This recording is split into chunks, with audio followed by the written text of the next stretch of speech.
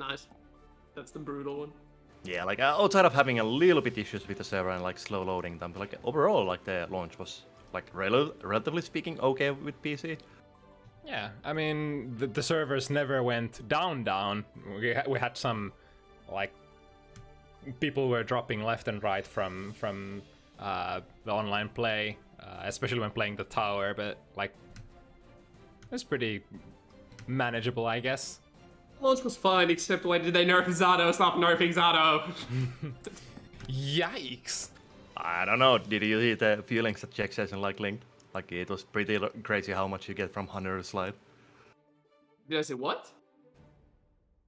Which Zato like there was like these full screen combos that you like get like a oppose into like counter it. Or like counter it oppose into like a Haneru, and then you get like full screen slide and you can still pick it up into a like really damaging combo. I was one of the people who was lamming them in online beta, so yes. I mean, yeah, like, what are you saying his name? Like, holy motherfucker, like he's really good. He's a solid mid tier. I think Sato's probably one of those characters who doesn't mind that much if their like basic buttons are a little weaker. Basically how Zato works in this game is that he has probably the best pressure out of all the characters in the game, not surprising anyone. But his defense is absolute ass. Like, yeah, it is horrible. It's pretty much been the sort of story of the character. So it makes sense if it works like that in this game as well.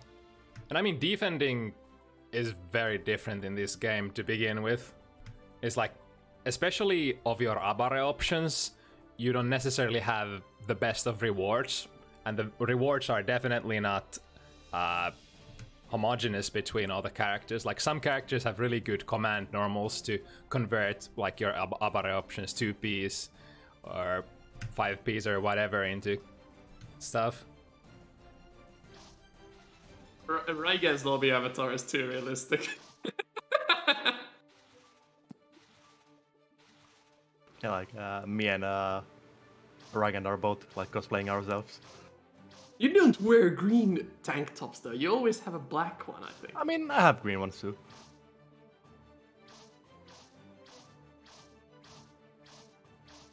But yeah, apparently Lea is trying to get into the lobby, just searching, and then we have both players in the game. Yep. Yeah, the player rooms are still a little busted, but I think I gave everybody the instructions how this works. And we all laugh at Rygand not knowing how to animation cancel the slide. Laughing at stuff that matters. Indeed, the important stuff. Like, look at this, how smooth it is. You can animation cancel it. It's a Gatling. Fucking wave dashing in Guilty Gear's tribal lobbies.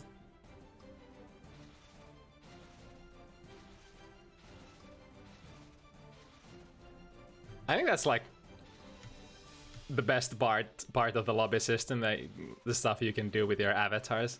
I guess the avatars, like in the end, ended up being sort of cool, especially if they add like more cosmetic options for your. I still want my football back.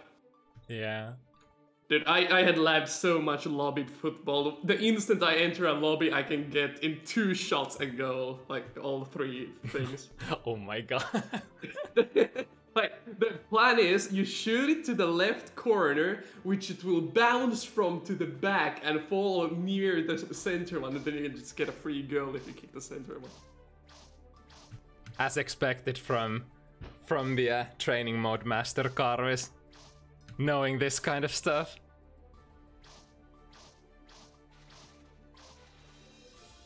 What do you search for again? You search for a rematch lobby allowed and attack player avatar. Yeah, how you search, like, I guess the search parameters are sort of, what's the right word? Exclusive? Inclusive? Exclusive? So, like if you have the wrong search parameters, you're not gonna find the room. There should be default options and the only 2 that we mentioned, so attack on Titan, attack on Avatar, and rematch, you should be able to find it. By the way, did you tweet it, this event? Oh yeah, that was the thing that I was supposed to do. Yeah, I was just about to retweet it, but there was no tweet.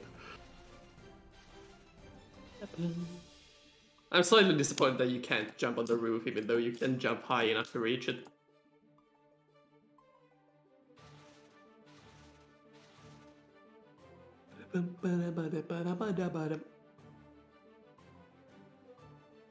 Damn, we don't have a single Ramlethal playing. Don't we have any Rams? What is this? We did have one. Naxu was initially supposed to be attending, but they got their COVID shot like a couple of days ago and weren't feeling too good, so got a replacement for them. Someone else got hit by the 2x4 as well.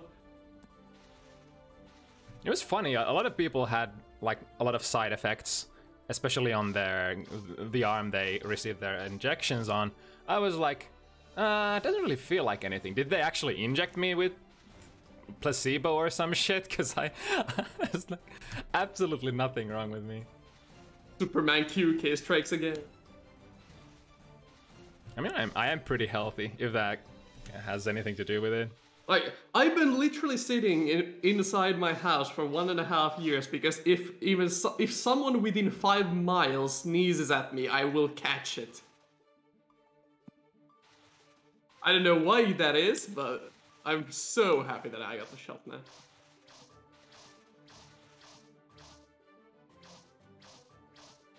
Alright, my bad. That was the one thing. I was supposed to give the search parameters to Leah in advance, but I forgot. Whoops! I'm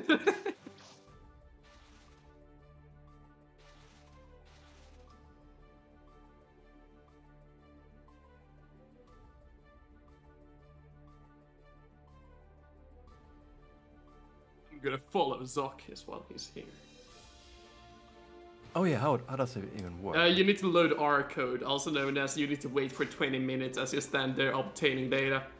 You should have said that like a second earlier. Am I stuck now in this one forever? Yes. You're stuck in the R code loop now.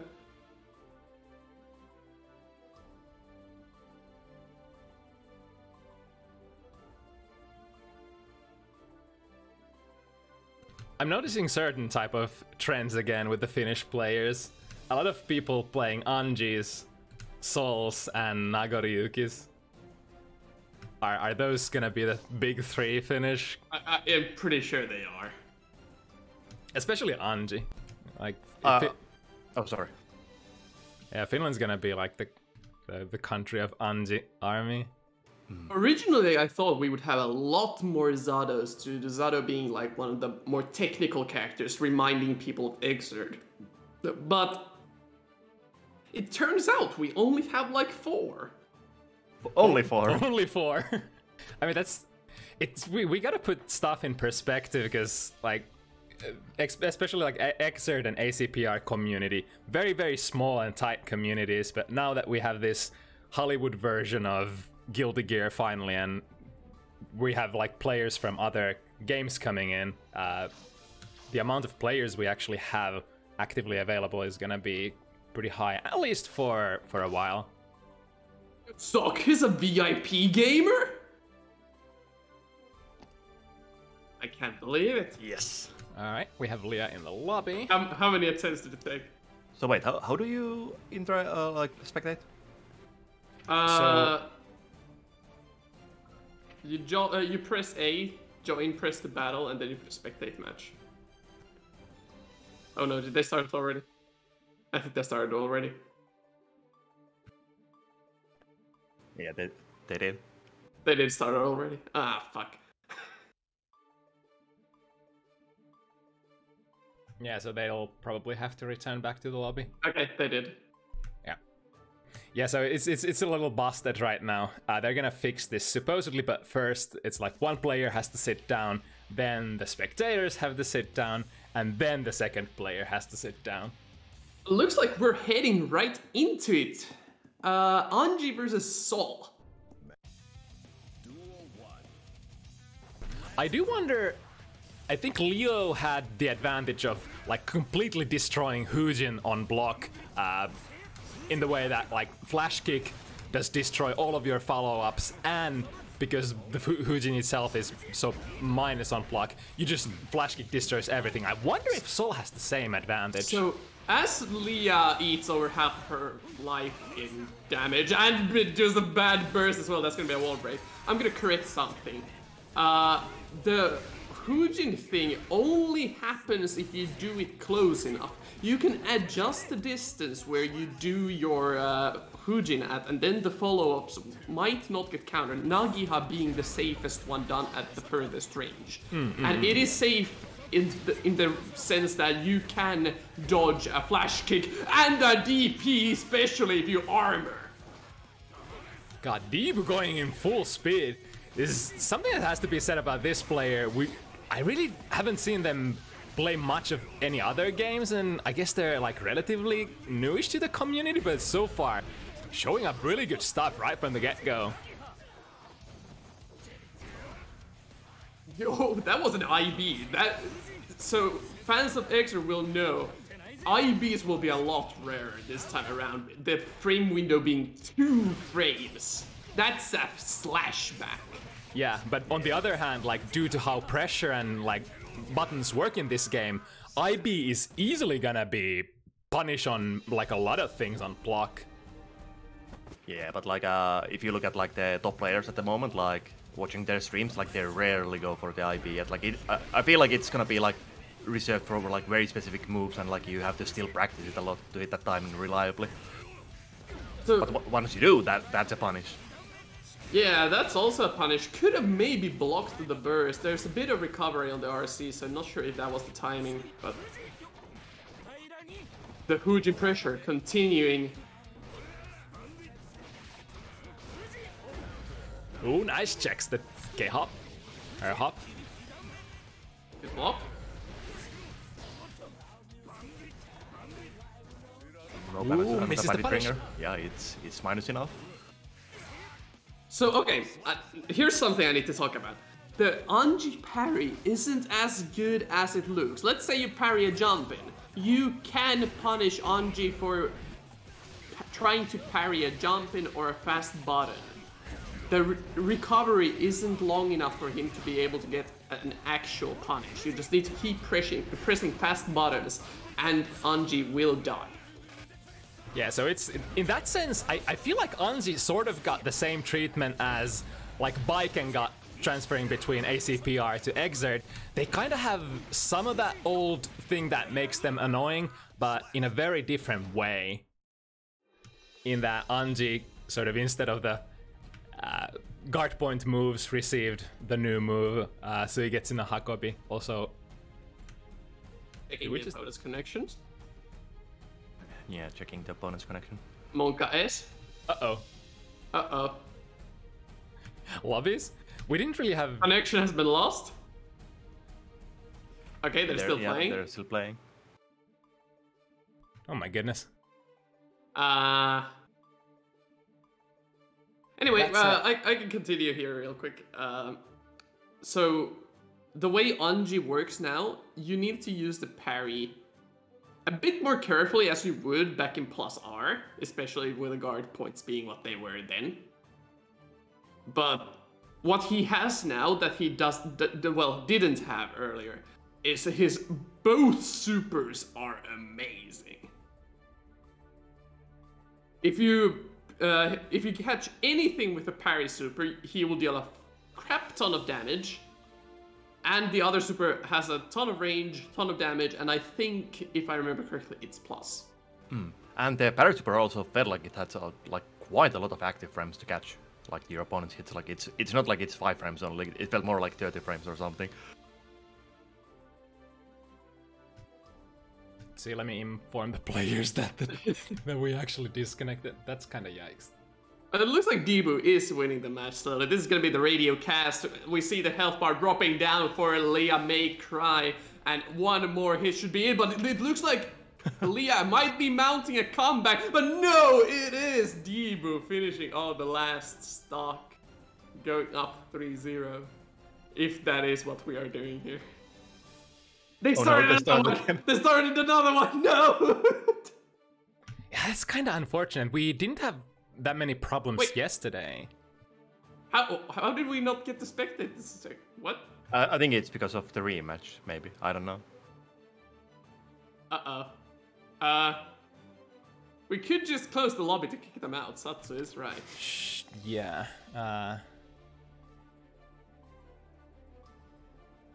Do we do the ultimate solution and nuke the lobby?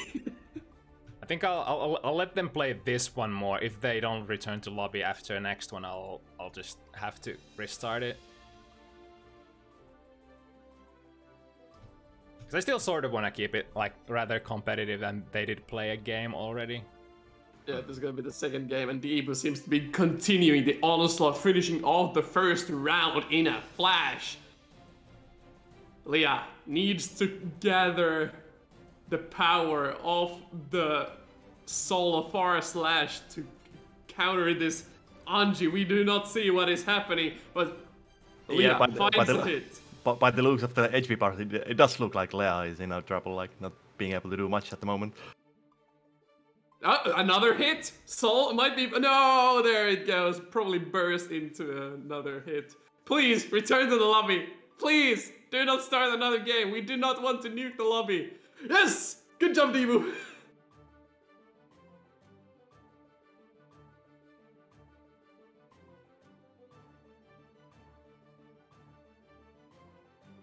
I hope that doesn't happen too many times. Spectate from the next match. Pog. Yeah, it's a little bit unfortunate that there are these like slight hiccups in the game, but then again, it's day 2 and... Yeah, and it's kind of interesting. We did have that day 1 tournament yesterday on Rygand's channel, and it supposedly there were no major hiccups, but this is like a completely new thing. I hope it's not the ACPR thing related to the amount of spectators. That would be disastrous. I don't want another game where I have to like cast by sharing my screen to the other commentators. I think it's highly unlikely. And if it is, I think they probably will fix it. I think Leah is waiting for a confirmation. He's not reading the game. Yeah. Game chat? Is there game chat? I mean, you have these quick messages and all. Nice. I'm time to play for real, son.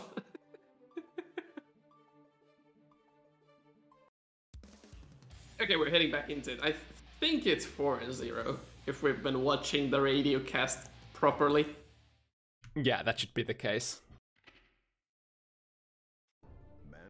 Another interesting thing is, like, because it is a new game, we have, like, sort of difficult time determining the skill level of the players until we're like into a couple There's of events. the proper soul mutual 4/3 times. You keep moving forward. No cares in the world. I mean, to be honest, it is a little bit tricky, like frame trap situation. Like, even though you can press quick buttons and challenge it, there is the threat of frame trap, and frame traps are very powerful with Soul. Yeah, it's definitely. Yeah. Soul 5H is such a huge button. There's no doubt about it. The RPS is in Soul's favor, but it's not like you don't have options either. It just sort of depends on your character, who you're playing, whether you can get like decent knockdowns, decent rewards of those fast pokes. I mean, there is universal answer to it, but it's locked behind IPA faultless defense. Like, it's really powerful against that kind of stagger pressure, but people are not gonna hit like those 2-frame like timings this early in the games, like Age. Yeah, it's gonna take more practice. And then we have the yet uncovered options such as like backdash BRC drift forward, which also punishes whiffed buttons very well. That I think that option punishes like all of Soul's, most of Soul's follow-up options out of that // situation. Leah slightly missing the... Oh, that's a... Will it hit? Definitely a punish on the parry! Oh! HMC against that. Yeah, okay. Like Leah is going all out. Like she doesn't care anymore. Like, and no more parries. That is definitely a way to punish the parry. Again, if you hit a fast button and you hear the ding, just keep pressing. Anji will get countered. Yeah, Anji's fastest option is to wait for the recovery and then throw. But like, yeah, that takes a long time, especially if you trigger the counter with just the light button. Ooh, missing the punish. Very nice. Interrupt. One good hit, and there it is. Diibu finishing off another one. No, don't say. Oh, okay, okay. No? It was waiting for the opponent. It waited for the rematch. It was fine. Oh, you scared me there. Okay. Power slashes coming in. The revolver is not plus on block, so I'd like to see Leah dial a bit less into the revolver. And oh, that's a nice interrupt. Yeah, with Soul, your special moves in this game are no longer super safe like they were in the past games, so you would much rather go into Gunflame on block. Yeah, I believe like Bandit Bringer is also always -1 on block, so even though it can be technically speaking safe, you still don't get like you don't get to continue your pressure after. Oh, there we go again. Goodbye, Diibu. Yeah, like Leah seems to have found like a pretty reliable solution to the parry. HMC also being a completely new move, it's possible that a lot of players don't quite grasp how that works yet. So it is a fully like hyper armored command crap essentially, so has a lot of potential for interesting punishes in the way how it works. And most importantly, it was a hit back in, I think, the closed beta 1. Got changed. And it got changed into a command grab, people originally being slightly annoyed that you can't combo into it anymore. But now that it's a command grab, it's such a good punish answer! Here we go again! It has to RC, and that's a punish. Yeah, that's really good awareness.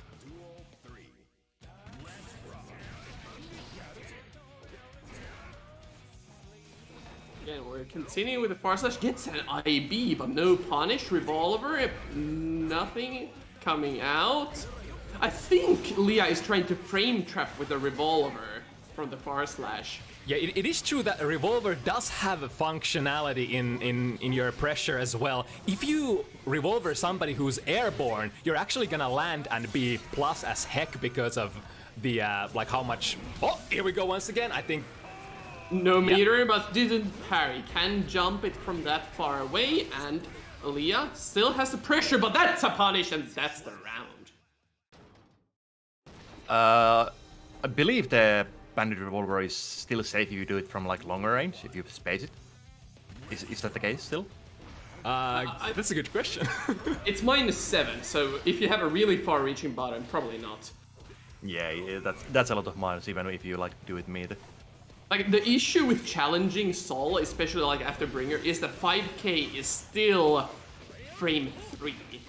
And for example, Zado literally cannot contest it because fastest button is 6 frames now. Just like I said on the chat, like you can always IP throw if you end up in the range. Okay, again, RC, Oh, no drift. Yeah, he didn't get the drift. Okay, good jump. And he's another one! Double! And Diibu is just jumping over them, seeing Leah waste the meter. Yeah, only problem is that Diibu is not like reading the situation and doing like a back jump, so he could get like a proper punish on the super. You don't have to do a neutral jump. If you have 100 meter, there's a really dirty thing you can do. You can do HMC and then RC when they're in the air and vulnerable and get like an air throw or something. Wait, that actually sounds like really Jesus setup. Like, yeah, I don't even know how to defend against that if you're on your last pixel. I guess you would have to do like an air drift down or something to escape the throw. Yeah, some sort of drift probably. Oh, that was a slight misinput. Gets the wild throw out instead of a probable revolver. 6H, interesting option. Again, no drift on the RC, but it doesn't seem to matter. One more good hit will do it. Leah will attempt the super, but Diibu is ready for it now. And again, finishes off the round. And was that the 7th game? Yeah, that was the match point and set point. Yeah, Diibu really clean play. Is pretty much nothing more to say. There's your go-to Anji gameplay right there.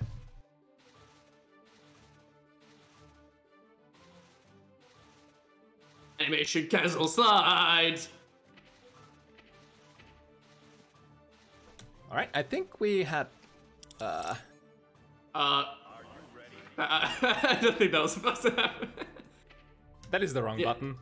Yeah, you need to do the join thing so you can press spectate. I was like, can I open the list of players in the lobby during this sequence? But that doesn't seem to be the case. Next up is my area of expertise. Let me show you all my knowledge of this game. So next up we have Drak with Anji and Minastir with Sato. So we have one of the Finnish Sato players now. I don't know how long Minastir has practiced Sato. From what I see him talking in Discord, he does seem to know a lot of the Sato stuff. The interesting thing that we will have to say is how much has he actually played? Because Sato does require some adjustments while playing the character. You need to be very aware what's gonna hit and how. For example, the Zato frog. You might want to delay your dash forwards, because if you dash forwards too early while the frog is carrying your opponent, the second knockdowning hit might whiff due to the screen scrolling forwards. So you have to decide when are you gonna dash forward and when are you not, so you get the maximum damage out of your combos.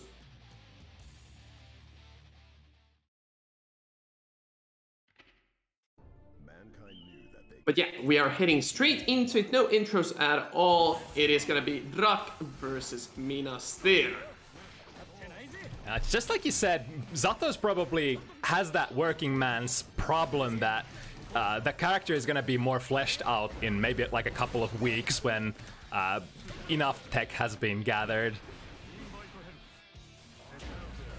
So, another important thing to know, similar to plus R, if you get a 5H on block, you can get a free summon as Zato, since the block stun is so heavy. But here we go, there's Pierce, misses the command grab, but the mix-up city is still there.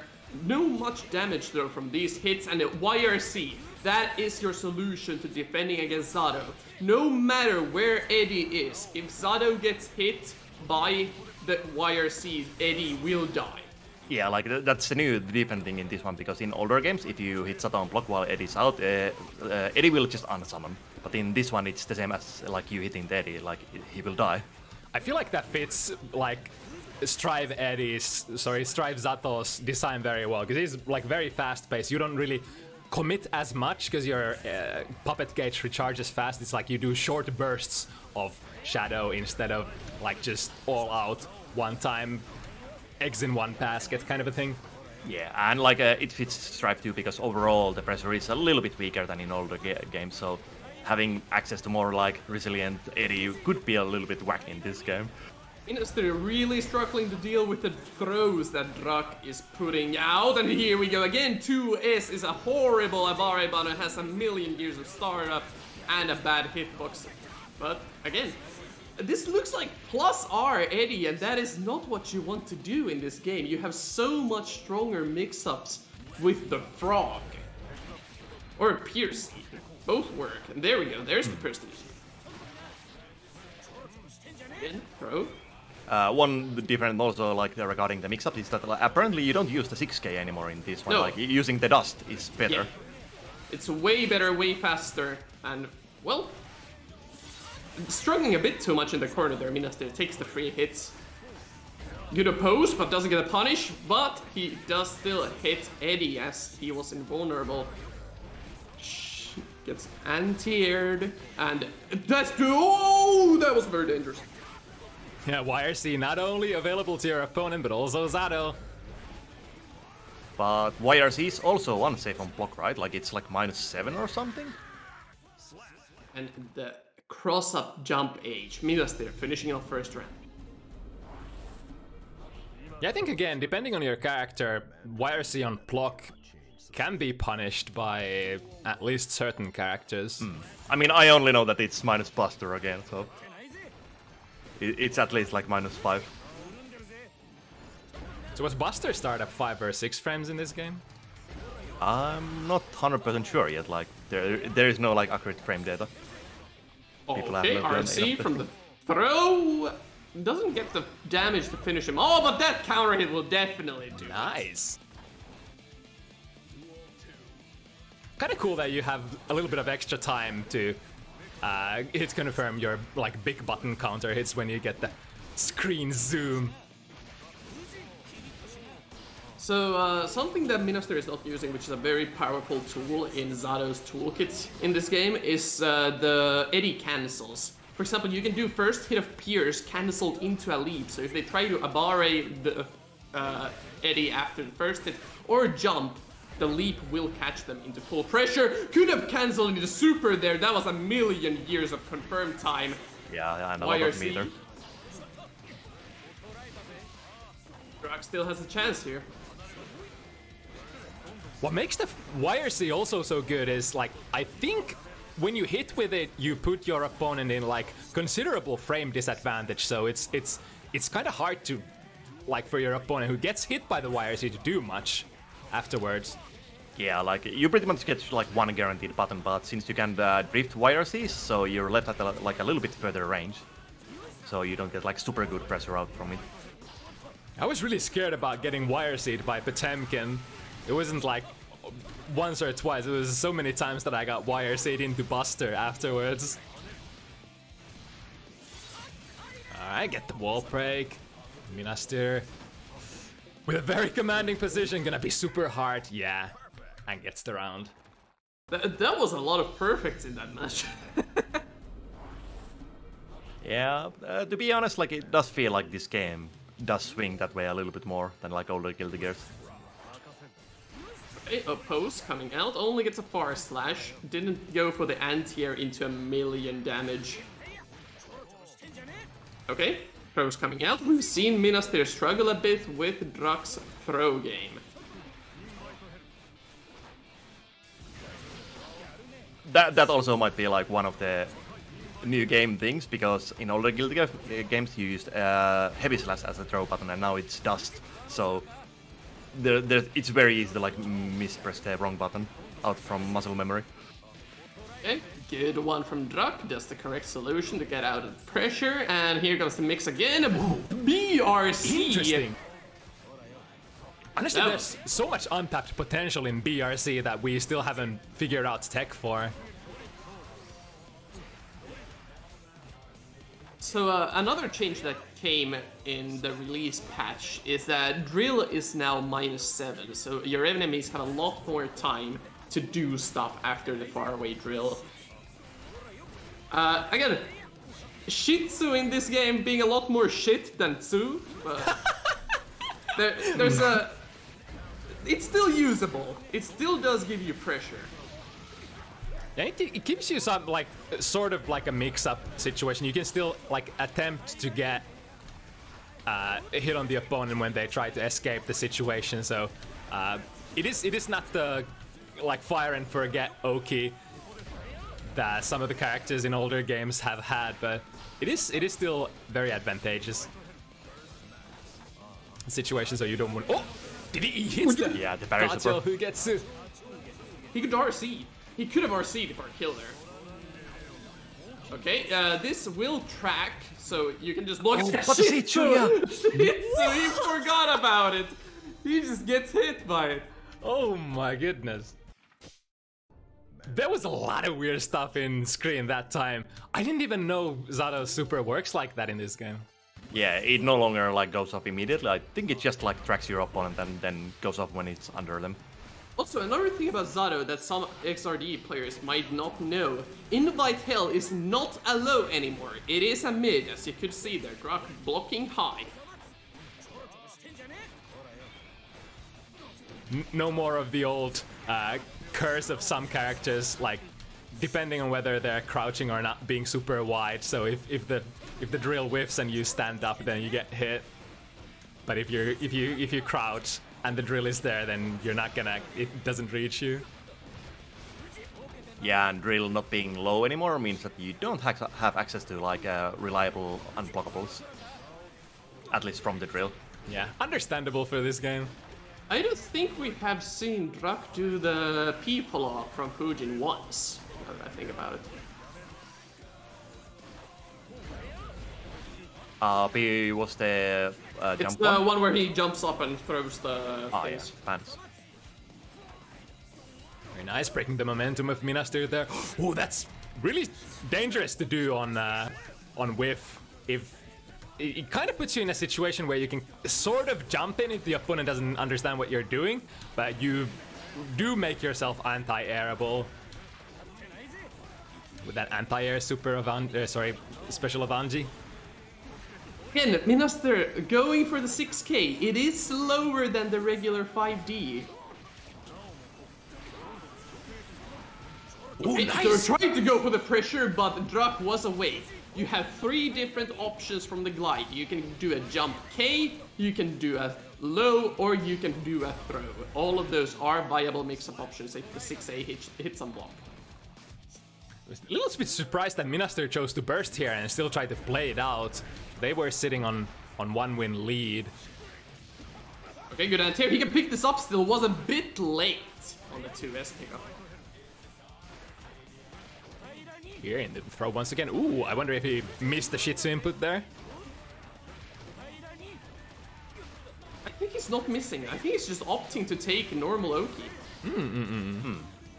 I mean, Minastir has been dealing with the Shitsuoki pretty well so far. So maybe just thinking that they might get more value out. Just smash it. Guilty Gear player smashing throw on wake up. Nothing changes. Yeah, only. Okay, that's a frame trap. Just with the jump B straight up. Usually you do jump K into jump B. Okay, if you ever see Executioner come out that far away, you can jump it to dodge it and then kill Eddie once it spawns down below. Minastir gets the throw, finishes all the round. We are, I believe, 3-1 now. Mm-hmm. One thing that is so freaky still, in my opinion, in this game is to like to see players just dash in on the Oki. Like, I constantly expect them to get thrown, but nope, that's not the case in this game anymore. That said, I did miss my meaties quite a few times and have gotten thrown by the 2-frame throw so far. But I mean, that's the thing. New game, knowing the timings of your meaties and stuff like that. Okay, goes for the YRC, but you are a bit minus. Again, throw coming out. A really good defensive option, even in this game. Manages to block after the parry. And now, Minastir's turn. He only needs 1 good hit, but so does Drak. The throw on the 6k. It is not a fast button. I'm really curious about the throw ranges in this game, because you have a lot of weird situations. Like, I've come across situations where I think my move is already active before the opponent gets there, but they still get the throw. There's something... Just remember something. You can reflect Shitsu if he just throws it out. Yeah, pickups. No, a bit late again. It's so close to getting the huge pickups that Zato can do into wall break, but it just doesn't work out.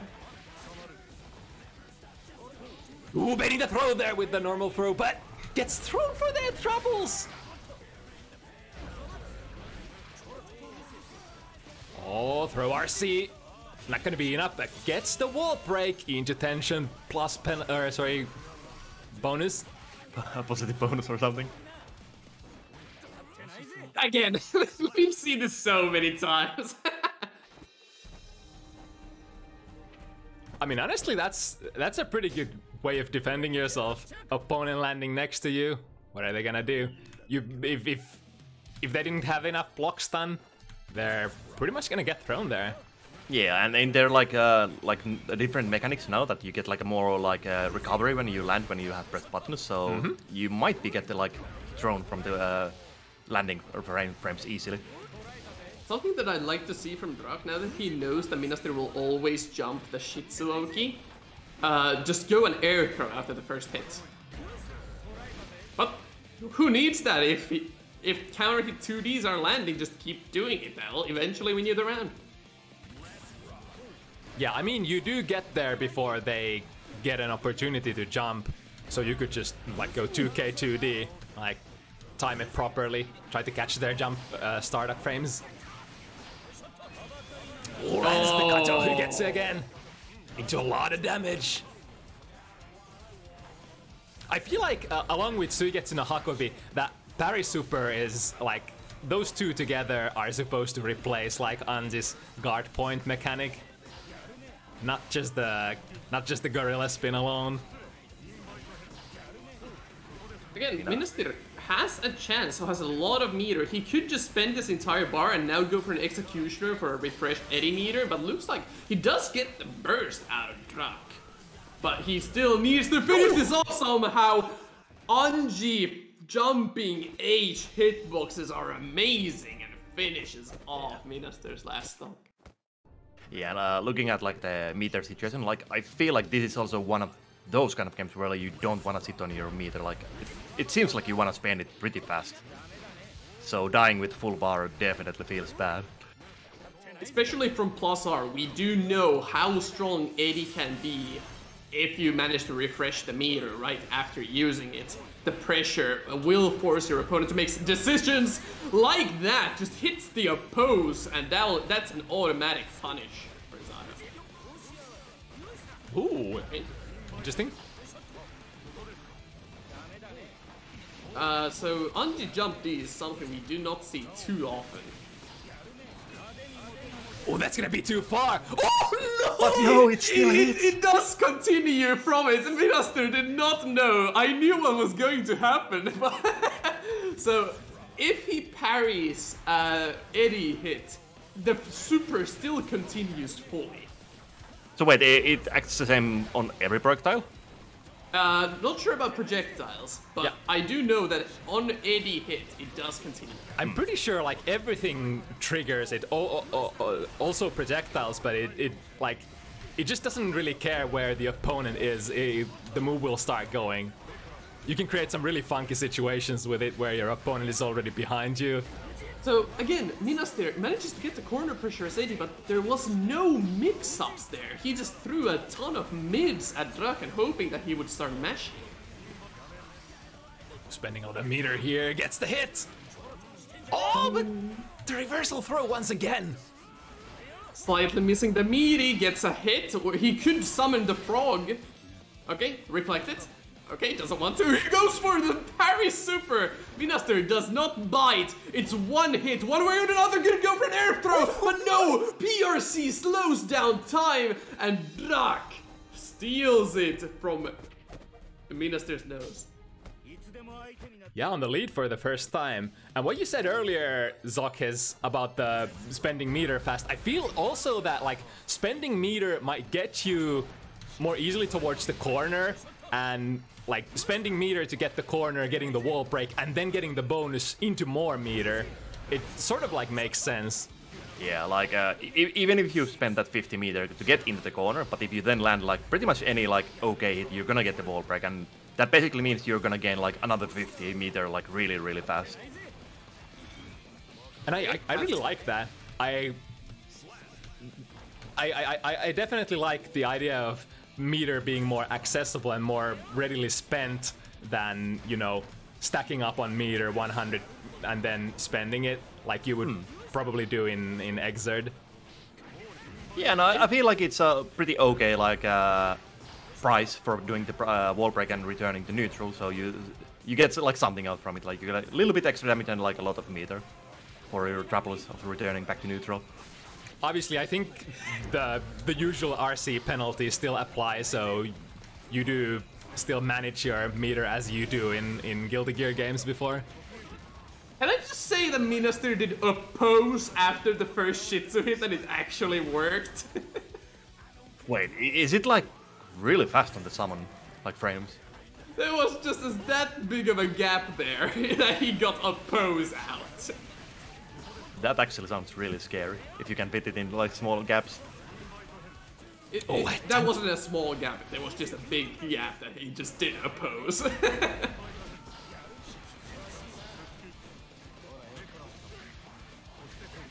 Okay, Frog, that's a good pickup. He's a bit too far away, he won't get the wall break combo, but it's fine because he keeps the corner and the pressure is still going. He can get an anti-air here into Frog and that's gonna be the match. God, Zato is so more dynamic in this game. He spent all of the meter and then after a couple of normals already had the full gauge ready to go.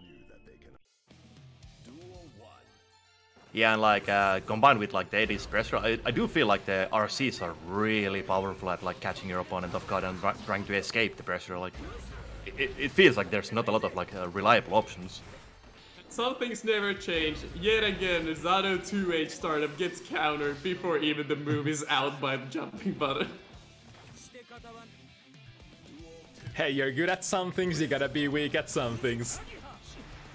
That could have been punished. Chooses a bit too slow of a button there. Far slash is not the fastest thing ever.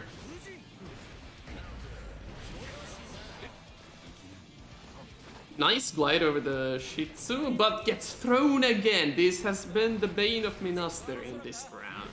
I was in this match even. Like the throw. Oh, that's a big counter hit. No combo though. Yep, RC once again. Gets the punish on Nagihal.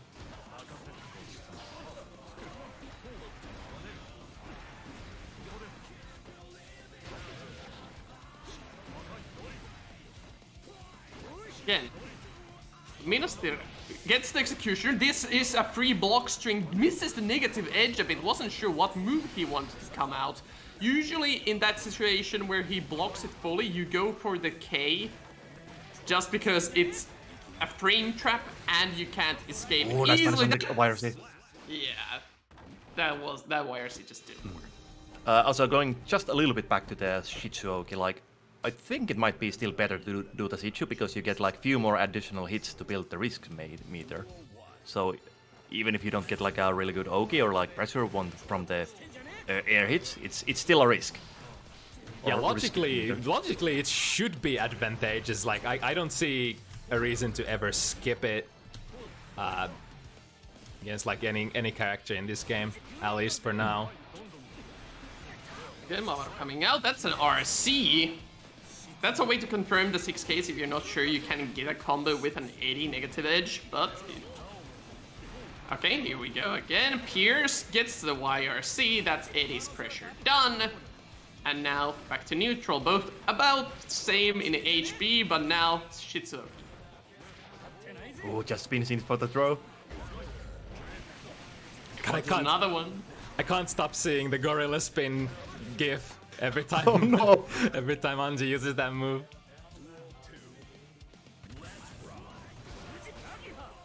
Nagiha in the counter goes for the throw from jump H counter. That's you hate to see that. You get a jump H counter, the opponent comes to throw you. That will rustle some feathers.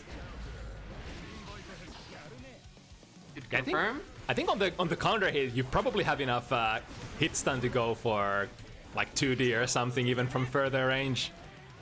I think Drak has been doing that already quite a few times, but... Alright, last ditch effort to stay alive.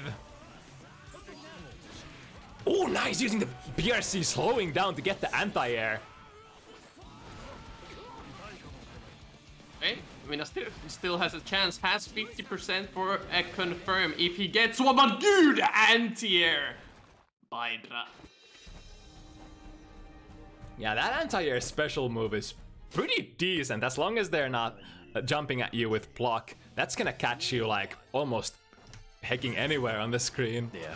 Ironically, it's probably better than his 6P, since at least in the beta, not sure if they have fixed it, Anji's 6P confirms were really whack. Yeah, no, I think the move also like recovers fast enough for you to like do like another air normal or like block just to be safe. Like it's really good. And I believe we're on the set point for Drak now. Yep, and he does find the throw again. That's gonna be a big confirm, gets hit in the air by Shih Tzu. Slightly drops it, that could have been a wall break if it was optimal. Chooses not to RC that hit, but this one he definitely will. He could super, but no need. That's gonna be enough, the Fujin wall break. Yeah, I think retaining from the previous combo some amount of that wall break, wall health, so able to break the wall really fast after the throw. And like a additional note, like anytime you get like a wall stick like that, I do believe like it might be smart to use the super, because you still get the meter bonus after the break, but if you break the wall with a super, you're gonna get way better like a frame situation after. Yeah, Plus, you get to dash in. I think you're plus 14 if I remember correctly. Someone counted the frames there. Yeah. It's kind of like spending 50 meter for an Oki afterwards, and definitely worth it, I think. Oh, this time the Shitsuki actually working. One more good hit from Drak will finish the round, and there it is. Drak takes it 7-4. With a big overhead Rin. Yeah, you're like, Rin not that good in this game, huh? Doesn't even like power through stuff, but you gotta realize that it is still it is an overhead that fully launches the opponent into a juggle. So massive rewards for that tool still, even though it's probably not as strong as in the old games, but I mean. Alright, what do we got next? We have Radun and Nuyakim.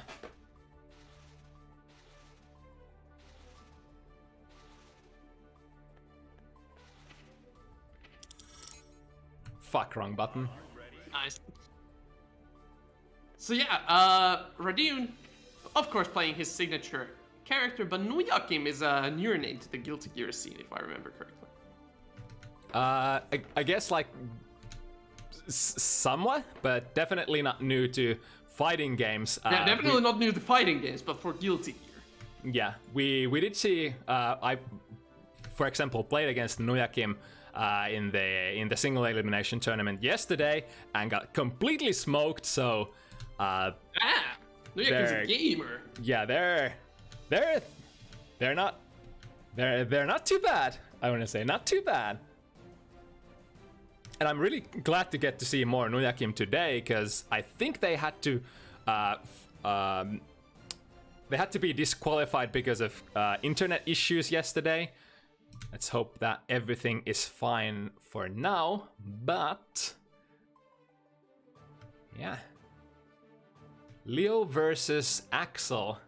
I feel like if my prior knowledge of Axel and Leo in other games apply here, should probably not be easy, at least for Leo, but I mean, new game, new matchups, we never know.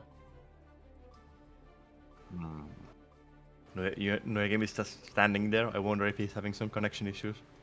Oh no, now he's hopping on. Here's to hoping.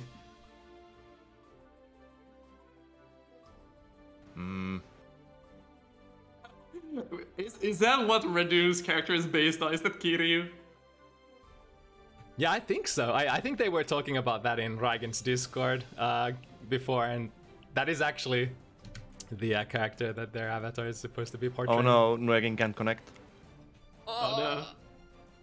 Say it isn't so, senpai.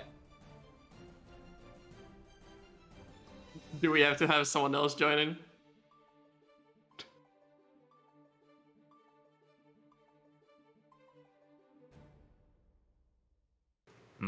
Yeah, I think it might be better to like move on to the next match and like go on. Like with if that and, nothing let else, me or Nuyakim- ZoKHiZ can probably play.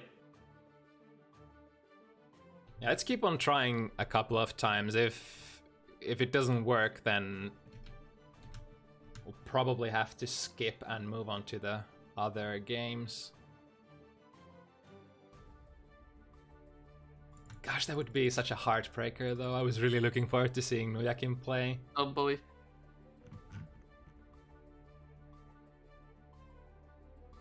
Yeah, I'm just asking him on the Discord.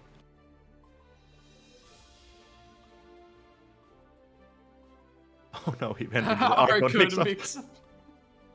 Oh no. That's gonna take like 1-2 minutes.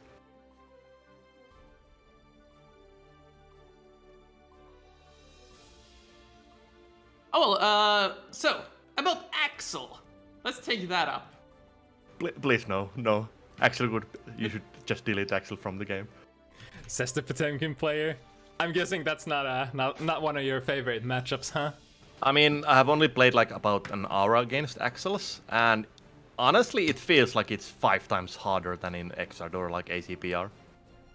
Axel feels very bad for Zato as well, from my personal experience. It is not a good matchup at all. And Axel just overall in this game feels very, very strong. Yeah, they've taken some options away, such as like the DP and a lot of the more gimmicky special moves, but instead have given, I guess, a little bit more extra oomph when it comes to like just raw neutral game. Sort of is my perception of things. Yeah, and like the lack of multi-hit normals, it does hurt Axel a little bit, but then again, you do still have Renaissance and stuff like that, so it's not the end of the world. And imagine, Axel was stronger before. They have nerfed him.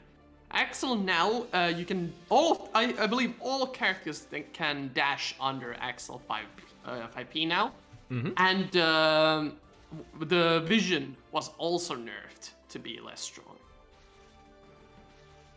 Vision? What is that move? It's the times of... Zarythe. Ah, I see. I don't know if Nuekin can make it work. God, I wonder what kind of an issue is it even? We may never know.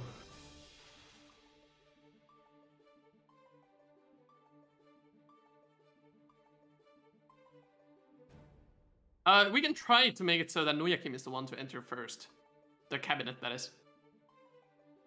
Yeah, worth a try. Yeah, okay, Radun, hop off and let Nuyakim enter.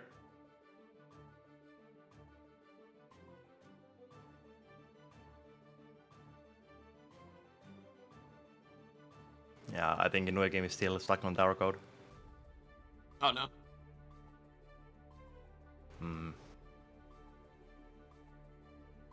Yeah, like the R code loading, it can take so many minutes.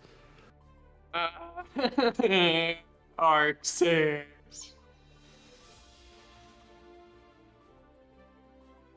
Another thing, like, I want to talk about a little is that, so we're oh, wait. Alright, let's try. Okay. Nuyakim, hopping on the cab.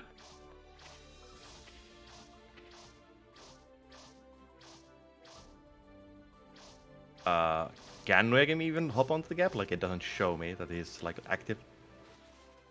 So it might just... Oh, fatal error, says Nuekin. So, What? So, should we just play another set and give like some time for Nuekin to work out the problem? Yeah, we should probably do that and play JJJ-Man versus Zarythe next, and we can come back to that match at the end and see if it has fixed itself.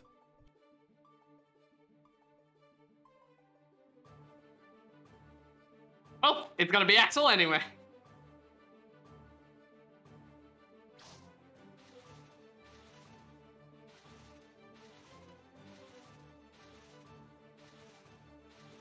Okay, again, the players just hop on the cabinet and just play, like, we are ready.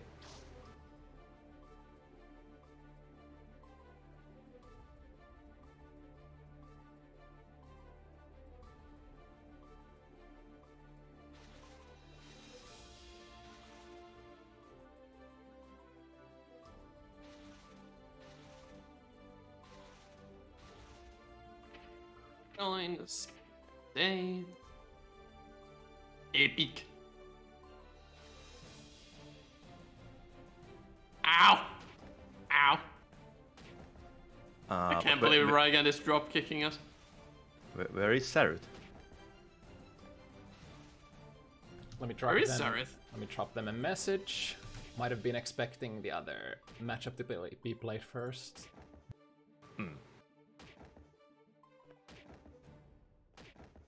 Ow.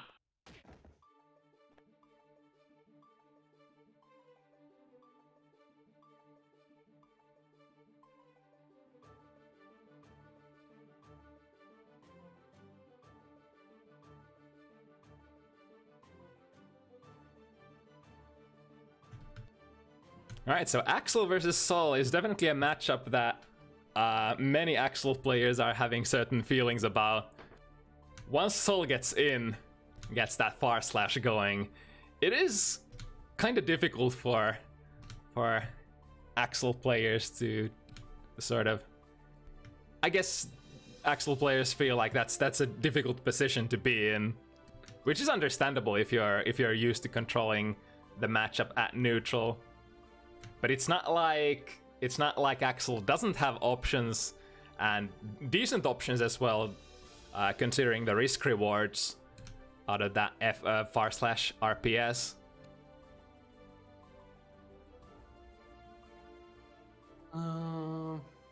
Yeah, overall Sol has been a very difficult matchup for Axel, like in all of the games, if I remember correctly.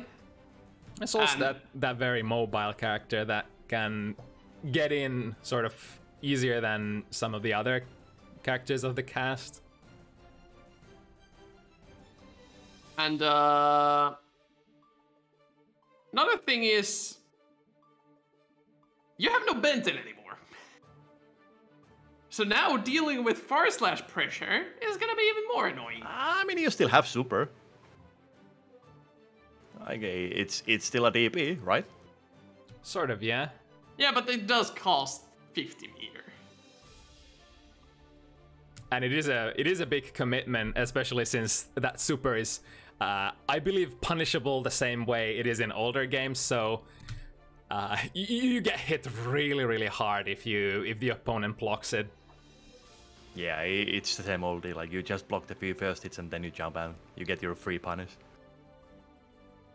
And free jumping with like a heavy normal in this game in corner, that's gonna hurt. And we all know Sol's damage potential still the same, always been pretty good, but in this game I feel like Sol no longer really requires the counter hits to really hit it home really big. It's a little more stable in this game. Any hit, even mid-screen leads into pretty decent damage and corner carry. And once you're in the corner, any hit, yeah, it's gonna do a lot. Yeah, like it's all like I believe you can like get into Bandit Revolver from like most normals. So if you get the Bandit Revolver and then RC, like you're almost at the corner from like mid-screen position. So then you get the wall break, and that's a lot of damage. Like, my personal favorite combo that Sol has is if you hit a Fafnir, you get the confirm into what was it? Nitrate Vortex.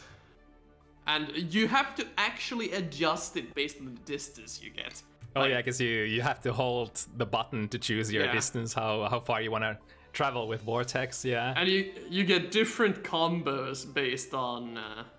Noyakim joined my room and it just instantly worked for us, says Radoon. Did we remake the lobby then?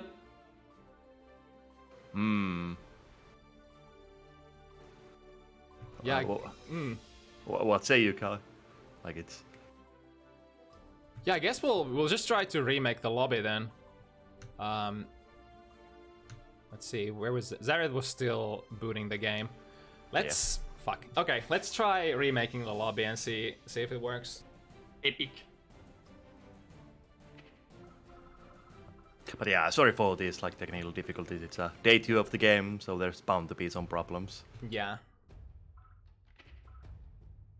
It is out from our real, or like we can't do anything about it. It just happens. The thing I'm most scared of is disconnecting back to the title screen. Then I might have to wait for 5 minutes to even connect to the game again. Can you say when you have the lobby up so we can join? Still communicating.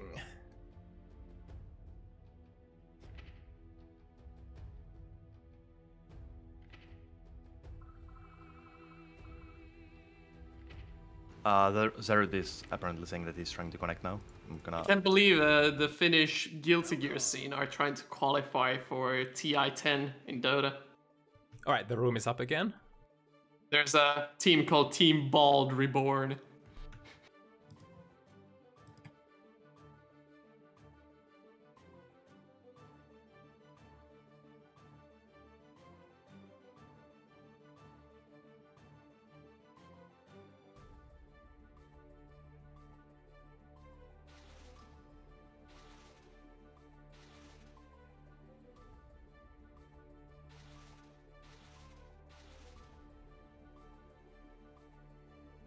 Okay, so can we get Radoon and...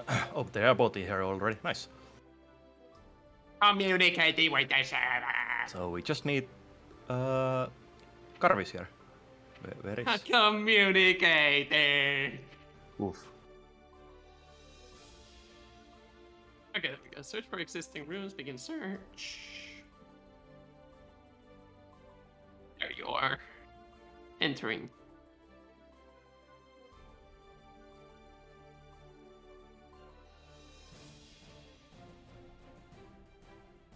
Again, all of these issues are known by Arc System Works, and things should get better lobby-wise soon. Oh no! I don't want to fucking help. There we go.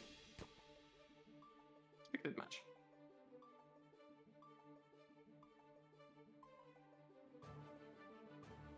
In before it's something about like who's the lobby host. If nothing else, we can join, like, if it worked for Radoon when they made the lobby, we can join Radoon's lobby. Ow! Yeah, it seems like it doesn't work for Nuyakim. Okay, so do we let them make the wait, room? No, wait. He's What? apparently Wait. just waiting. Like he's not reading chat. Are you guys in spectate? There we go. Yeah, I actually forgot to spectate. How nice of the players to actually follow my instructions. That is... Alright, do we have a game? Let's hope Do we have gaming? Oh no, he's Oh saying my it's failing. god. It's failing again. So do we let them make the lobby if it worked for them? I mean, yeah, I guess we can try not- that. It's not getting the same error. What? Interesting. Interesting. It's initializing now.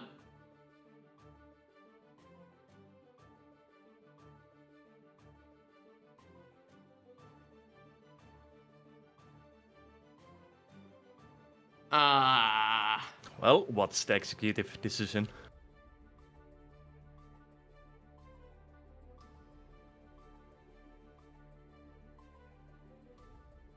Let me try real quick.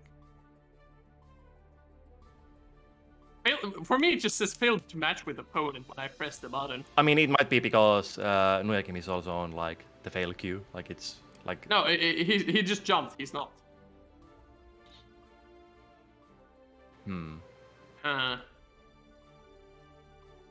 Well, queue. Well, what are we gonna do? We'll let Radoon try to make a lobby. If this doesn't work out. And that we can technically join Radoon's lobby. Yeah, that's what I was thinking. It's our last ditch effort.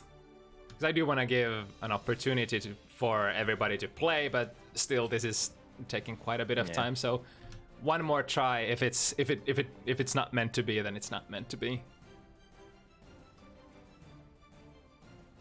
Hopefully we will get like patches that fix these kind of like problems sooner than later. No answer from host. Alright, Damn it. Radoon's making a lobby with the same parameters. Network. Oh, fuck, I went into the online match. Nice. There's so many loading traps in this game at the moment.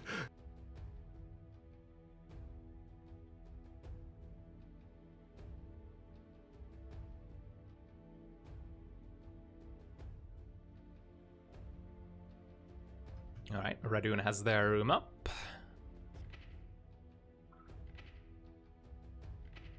Search for existing rooms.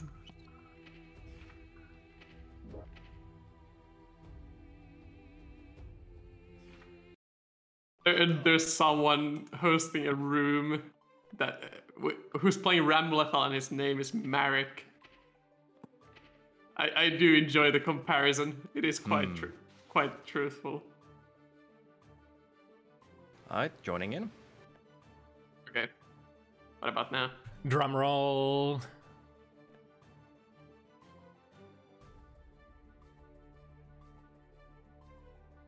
I've never been this excited to see some hacking Axel gameplay before.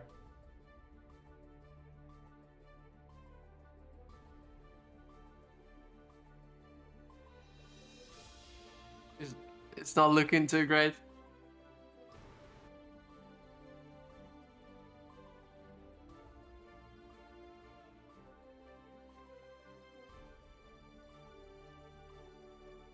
Yeah, it's not looking great. Nothing is happening. Oh, no.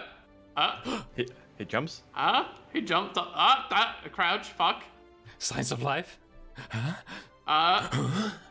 Maybe. Popped up for a millisecond.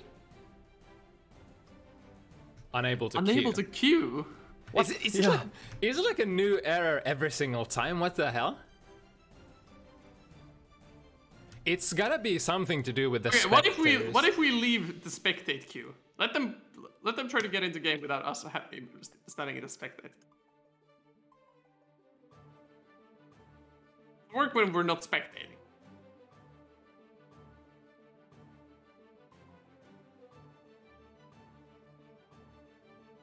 Yeah, I kind of want to just, for science, let them try if they can play this still. But we're obviously not gonna, like, if it doesn't work with the spectators, then we'll just skip.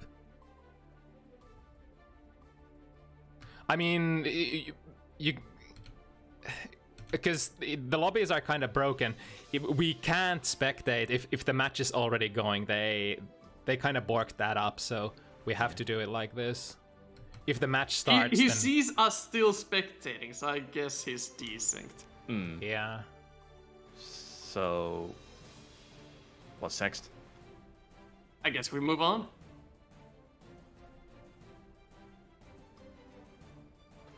That's a shame. Or me or ZoKHiZ plays against Red Dude. Oh wait, but ZoKHiZ already has a game. I can play against Red Dude if you guys want me to. Well, are you gonna make a new lobby queue? Yeah, I'll make a new lobby and we'll proceed with the rest of the matchups. Yeah, well, once again, sorry for the delays, but we really can't do anything about these technical difficulties. Sometimes it do be like that. Yeah, and for all we know, before super blaming the lobbies, it might be something on Nojakim's end as well. We just don't know. But yeah, like to be fair, he did have some connection problems yesterday too. So right. Just say when the lobby's up. Yep, it is up now. So jumping on to JJJ-Man Axel versus Zarythe Sol.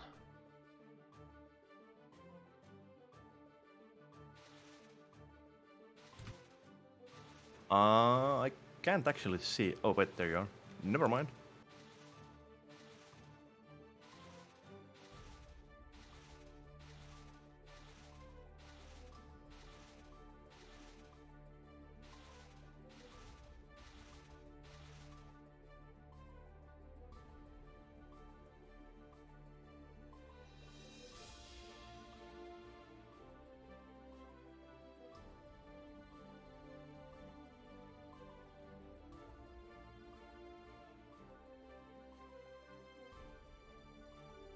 We have JJJ-Man here, and now we still need Zarythe.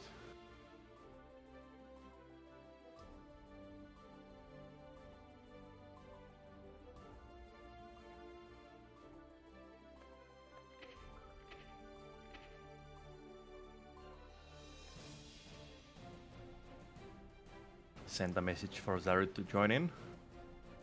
He should be ready. It's been 10,000 years since we saw some hacking guild gear.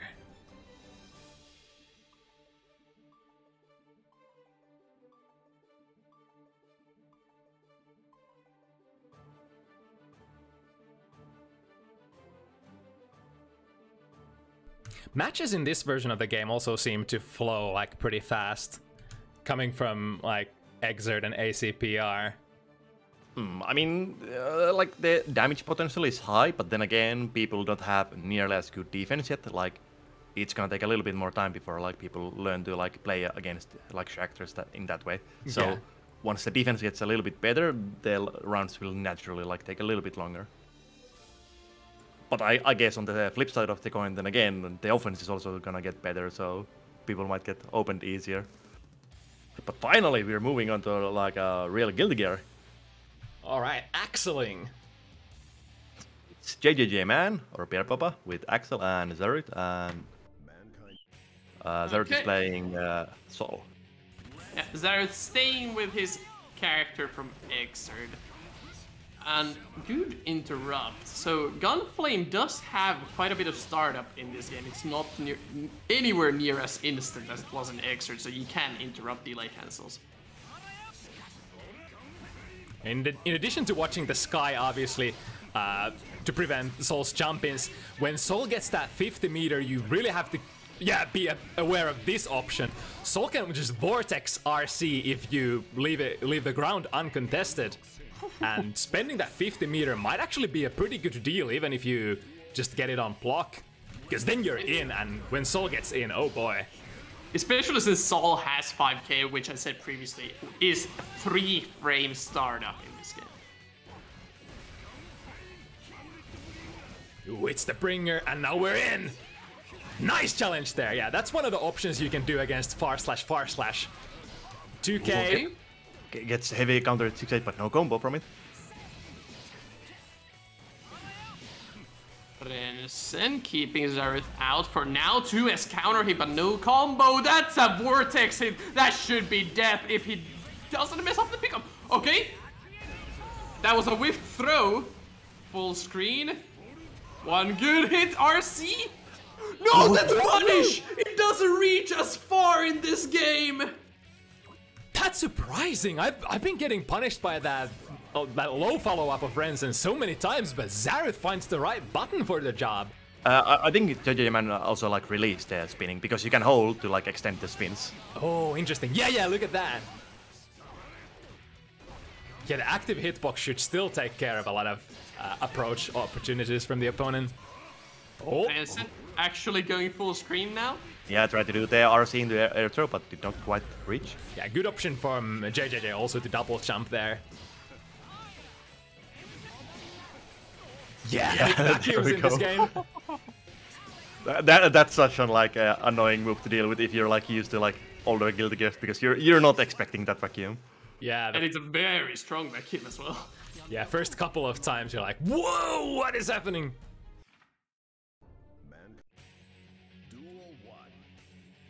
Alright, first in JJJ's pocket. Both these characters. And you're in the corner. Yeah, into big counter hit. Yeah, immediate burst, but already half life gone from JJJ-Man's life bar.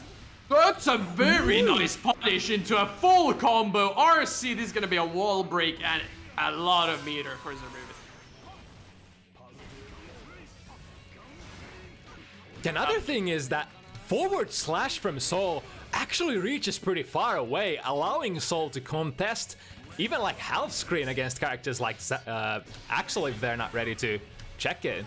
Yeah, definitely, and like with the counter it leads to like proper combo, so it's extremely strong button. The rework of Sol is so interesting. Instead of being like a complete like dogfighter character, you actually have footsies options for yourself in this game. Bringer does not seem like a very good option here, since it has so much startup. Axel can just kind of press 2S and he'll automatically counter hit it. Just like that, that's a counter hit into a lot of damage. Gets the Oki but misses the meaty. Gets thrown for his troubles, and not using meter. Yeah, like follow up. Yeah, like he could have finished him with the throw RC already. Not you paying attention to the meter. That's punish, missing. Though.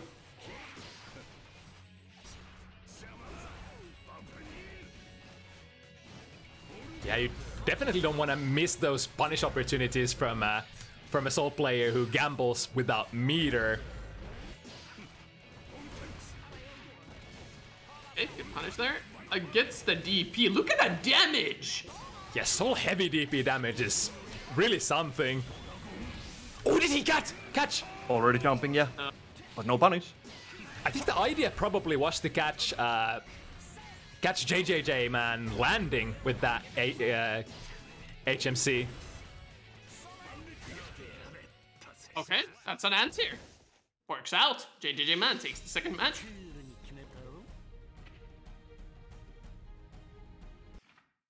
Takes the second point. Not the match. Yeah, not quite yet. Okay, Zarythe again finds his way in. No... Like... For all the memes about Far Slash, we haven't seen too much of it here. Yeah, that's something I was about to say earlier. When players figure out how to protect themselves, how to play the RPS of after Soul Far Slash, we're gonna see the RPS situation folding much faster. People are starting to like challenge after the first Far Slash. We're not gonna see as much of the just Far Slash, Far Slash, Far Slash, Far Slash. And these good players have already figured out the answers. Like JJJ-Man already knows how to deal with that RPS situation. Yeah, he also knows how to dash RC because that was a nice counter. Oh, here we go. Yeah, like it's so fast button that it's really good in round start. Like you don't get to press slow buttons. Oh, nice. That's a punish. Oh, didn't do the dash RC. That means it won't launch. Yeah, you have to be close enough to get that pop up from the red RC. Also, the thing with the the low follow up with the Renton, I believe it's minus quite a lot on block. So the correct thing is just to block and wait for it to vacuum you on like point blank range. Zarythe tried to do some sick pickups there, but the Strive's aerial combos a bit more weird than in the previous editions. Oh, he's on neutral. He can jump. Yeah, punish. And because of that, side of the screen gets the punish easily as well. Jumping JJJ-Man 3-0. Yeah, like the heavy mob cemetery, it does feel like it's more like a whiff punishing tool. Like if Axel tries to do like a full screen Renson, you can do it on reaction. Okay, good combo. It doesn't get the second hit, so it's not a hard one. Yo, that's a punish! Whiffing the burst! That's an actual punish! And now JJ-Man is in big trouble. He needs to get out of this corner as soon as he can. Oh wow, that 3-frame normal challenging there after Bringer. Oh, he doesn't know when it's gonna end! Yeah, that's why you just block and wait. It's minus a lot. Gets the throw. Oh, goes over Axel. That was a good option. Vortex misses, and JJ-Man is mounting comebacks, but it's not gonna be enough. The Bringer finds its way in. Vortex is surprisingly good answer against jump slash from Axel. If you like jump back and try to jump slash to control the screen. Zarythe has been hitting that Vortex over and over against that normal. Hey, JJ-Man bringing him back into the corner. There's the jump, and what a burst! That's not good. Combos continuing. Corner pressure in the super. Will that be fast enough? Yes, it will. That's a punish on the Bringer. But they're still with nearly full meter. Again, no way to get a combo from Bringer RC if you're not close enough. And JJ-Man will take the round.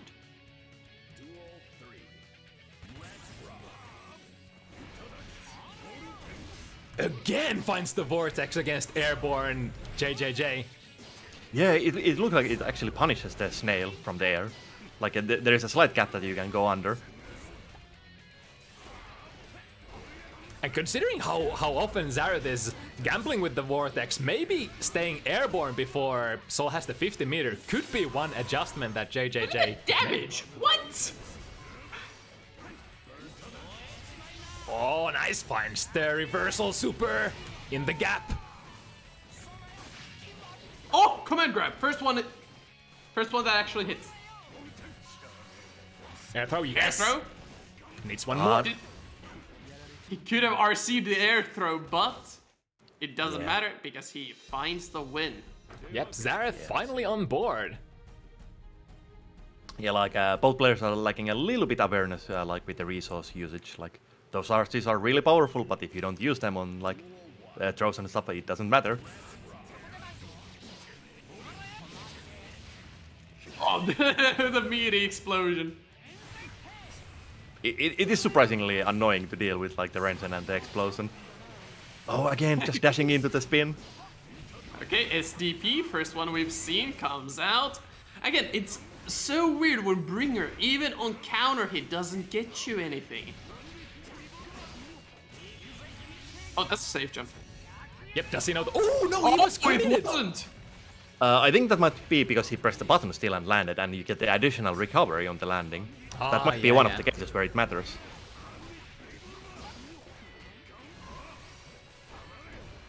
Man, it's so... one thing that we haven't seen Zarythe use a lot is like a wild throws. Yeah, overall, wild throw is agreed to be a bit worse than the normal throw. It's, I believe, 40 damage more, but it always takes you out of the corner, and you cannot RC it for a combo. If we sort of crunch the numbers, it doesn't make sense in this version of the game to use a wild throw unless it kills, because that extra damage is not worth letting go of your pressure. Because normal throw gives you normal Oki still. Interesting. Oh, that's way too early. That's not gonna hit. But they're escaping the corner with it. Escape Satsu, 50 meter. That's gonna be a combo, and JJ-Man evens it out.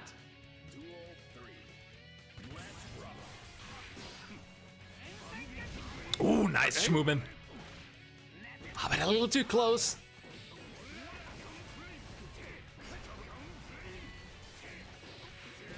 Something I see on Zarythe is that he's not utilizing the increased cancel windows on the normals too much. Like, he's kind of dialing. There we go. The instant I say he's not utilizing them, he does it and instantly gets a counter hit. Yeah, like it feels like it's one of the main ways of like creating frame traps in this version of the Guilty Gear. Like you just do close slash and then you wait a bit and then you do some second normal, leaving a very slight gap. Yeah, that buff on the cancel window is so nice. First of all, manual cancel you can now do from far slash to heavy. Allows some pretty nice manual cancels to catch. Oh! Yeah, you know what Zato can do? Zato can, in a block string, do close slash and then go either delay 2D or press 5D for a 50-50 mix-up. If either one hits, you can cancel in the leap and you get a combo. And honestly... do you want to know what Potemkin can do in that situation? He can do close slash into delayed buster and it's a frame trap. And honestly, like, in a game like this, where you have a system where you don't have that many Gatlings, that kind of change was probably for the best. Yeah, fast RC jump D though. Advanced RC tech. Ooh, back in the corner. Again, counter hit bringer doesn't get you anything. Look at the range of that butter. That's gonna be a big combo. Misses the pickup though. RC gets pressure, gun flame. Again, JJ-Man jumping with jump S. No anti-airs on it yet. Throws the lander recovery. Oh, miss on the DP. Punish. Yeah, has the RC. Unsafe move. Throw him out of the corner though. Counter hit. Burst out. That's Fafnir plus on block. It's so close. On the close. FT. Pushing away, not getting the... Oh! Too early on the throw! Oh no. That was so good from Zarythe as well. That would have allowed him to completely play over or negate JJJ-Man's burst, but damn.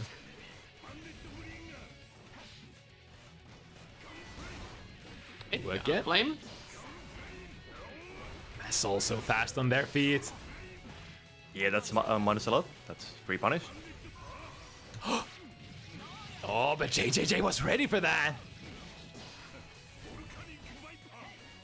I do wish we would like see one vision from like JJJ-Man just to see what it can do.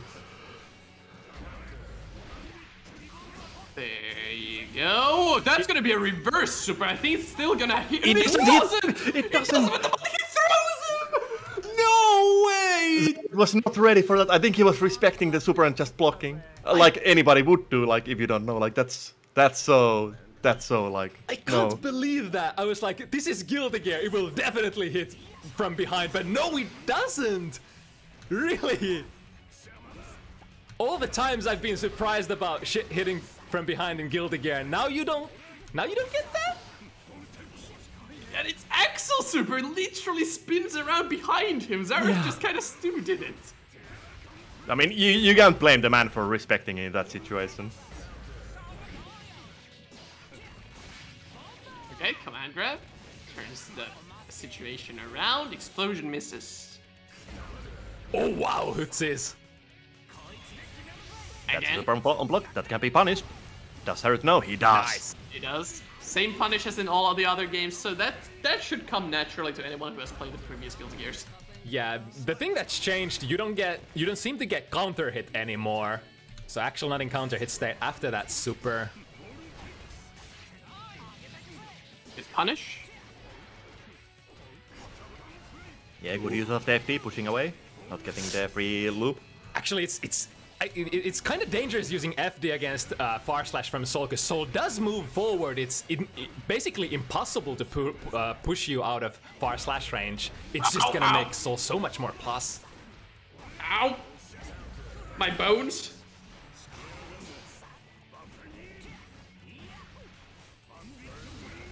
There's the bringer and wake up throw. Guilty Gear gamers rise up. You know it's coming.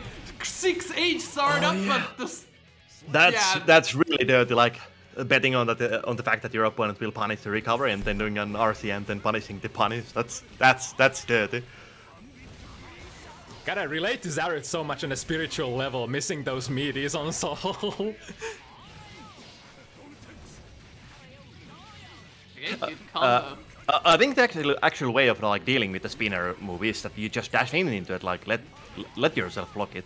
Yeah, it's just like if you're on your exert brain still, you would think that it's safe on block because it used to be pretty safe on in the older games. So it's kind of counterintuitive for you to like, all right, I'll just go in and take it. Oh, will it punch the grab? It is fast. Yes. That's death. Wait, was it a punish? Shouldn't it like show the punish text if it was actual punish? I don't know if it shows you it's like the round killing move. Wonders of life. Because technically speaking, you only do the damage and the hit after the animation.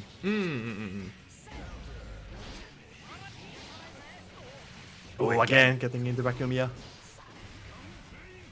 Again, Axel pokes in this game do so much damage. Zarythe hasn't been hit by a single actual combo and he's already 2/3 down. But now, Stall coming in, gets the fast RC jump D. That's how old, right?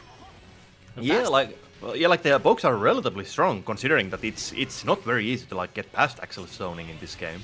Did he commit? Yeah, he tried to throw. Not dead yet, not though. Oh, meaty command grab! Oh, just flying to the skies. Kind of a knowledge check, like, do you know this? The most seen setup being like hitting with too heavy OTG and then straight into the command grab. Again, that seems to be one of the biggest banes of Zarythe right here, the down follow up of Rensen. Whoa, what? Go! Baiting out movement. And that's a counter. Into 5B, finishes Zarythe off.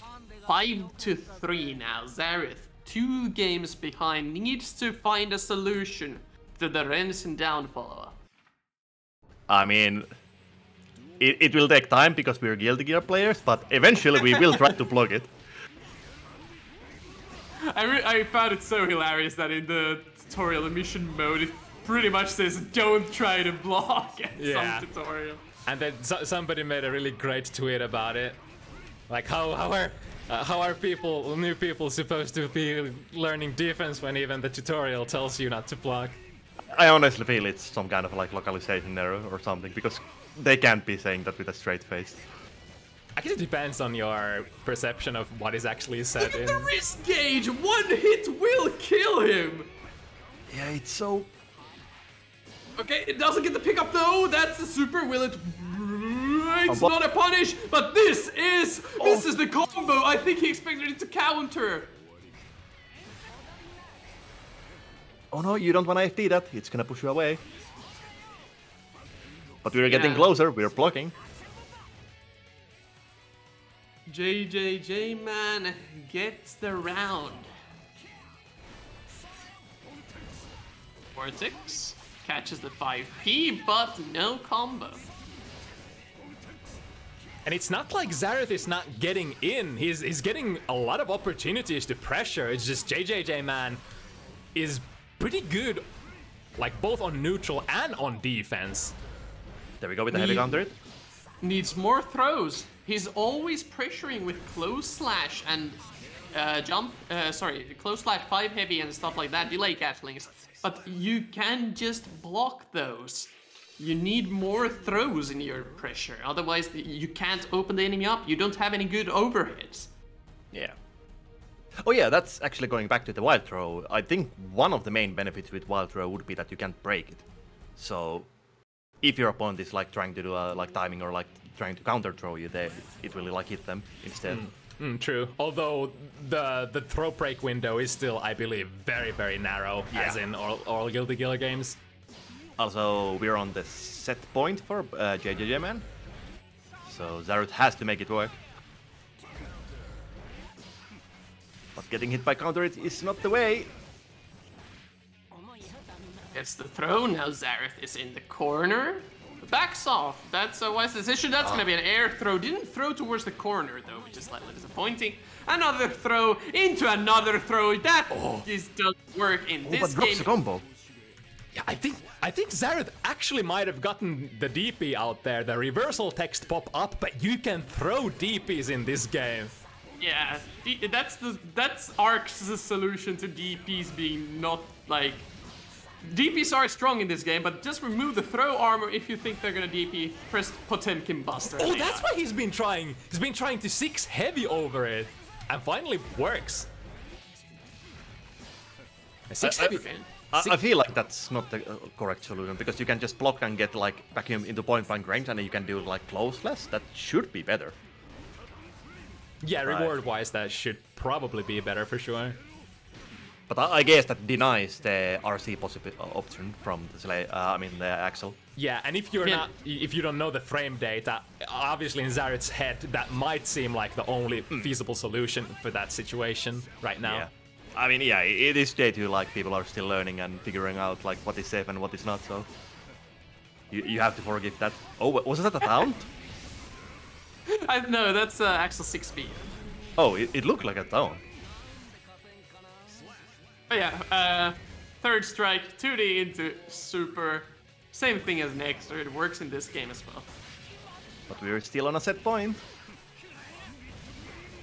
Alright, we're in, but again missing the meaty!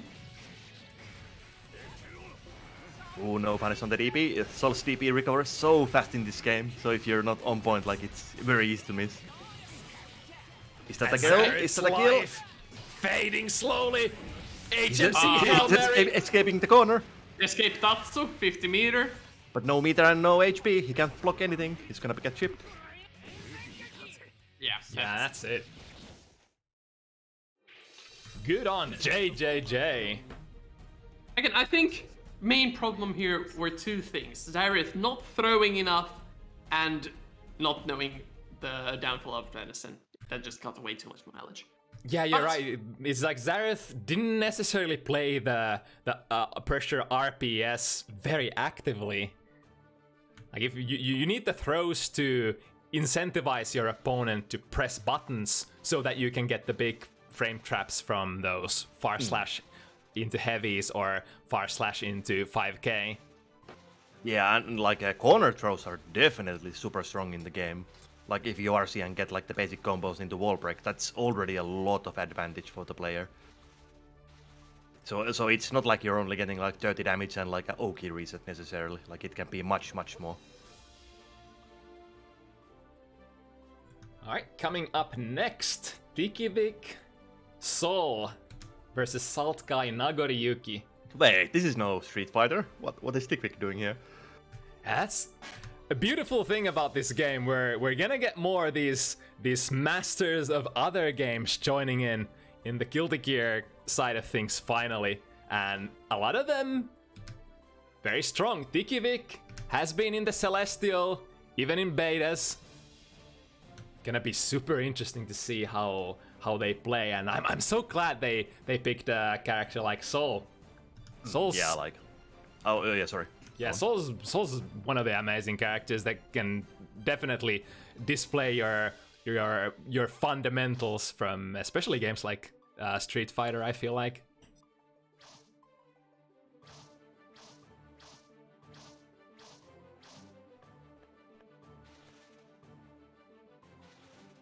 And on the other hand, Nagoriyuki, gotta say, I don't know much about this character. I didn't play the betas that much.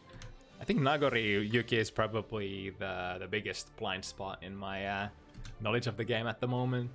It's weird you say that, because I think Nagoriyuki is like the closest character to like Sin from Exile. Yeah, for sure. All I know is that the Nagoriyuki can cancel specials into specials, and then he becomes hungry. Yeah, and dies. I mean, it's basically like reverse Sin in that sense. Like you get to do a few cancelled specials and make things like really good and safe and like really good pressure, but then you get like hungry instead of like losing the meter. Like it just fills up. But it's basically the same as Sin. Also, you don't lose 80% of your life if you go hungry. I mean, you do, because you're gonna get comboed, but in this game you might die for it, because you're once you enter the rage state, you're gonna like very quickly just lose HP, like 50% or something. And on top of that, if your opponent is ready for the rage activation, they can actually just punish it and get like a full combo on top of that HP loss. I think that's gonna be the new one-shot chip thing, is that can you one-shot Nago if he goes into blood rage? Like, I personally have a combo, I labbed a dust combo that one-shots Nago if he goes into blood rage. If Bottom King does Buster on it, it's like 90% damage. Yeah, kinda expected. And I believe we have both players in? Yes, I am already spectating. Are you guys? Well, it's Rygand Ninja. Well, actually, I didn't know. Like I'm surprised. Isn't it supposed to be Saltguy? Yeah, it's Saltguy. It was originally supposed to be Rygand, but they had other stuff for today, so Saltguy stepped in instead. Oh, in that case, you should change the title. It says Saltguy currently.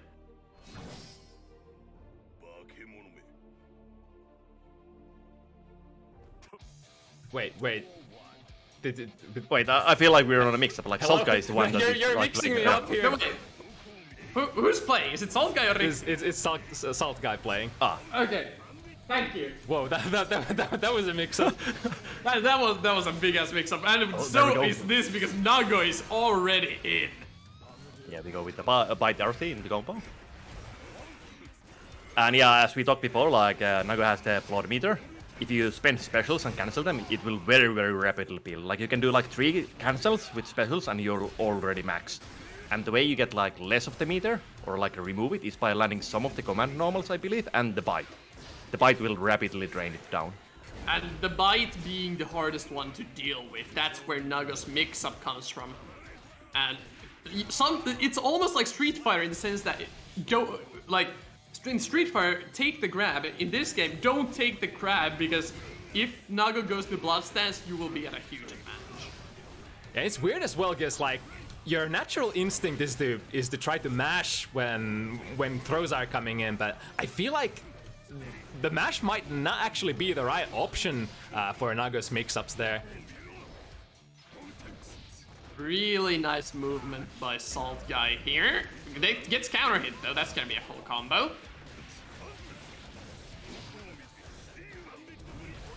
Another interesting thing is that Nagoriyuki's like buttons change a little when he gets more blood. His far range pokes actually become better, so you like despite wanting to be low blood, you kind of get other advantages for being on high blood, and your playstyle changes a little based on how much blood you have.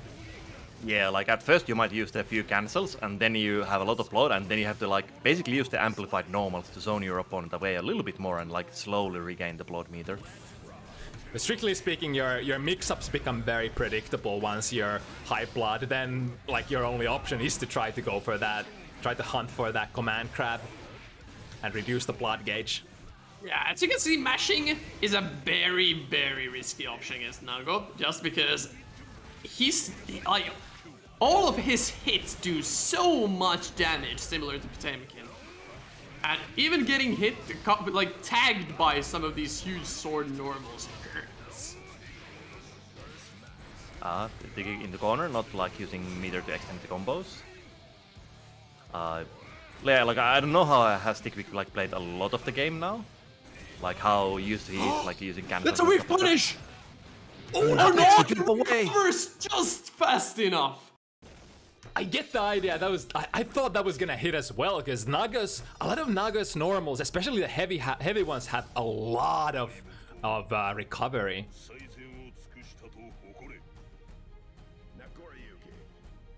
Although, man, I have to say that like Nago looks so cool in the game. Like,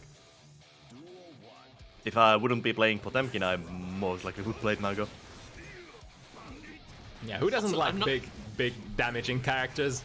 Okay, here's the bite. Now we can go wild. He actually tried to go for a second bite. What a mind game. I mean, you wouldn't think they want to bite after they're like already 0 on blood, right?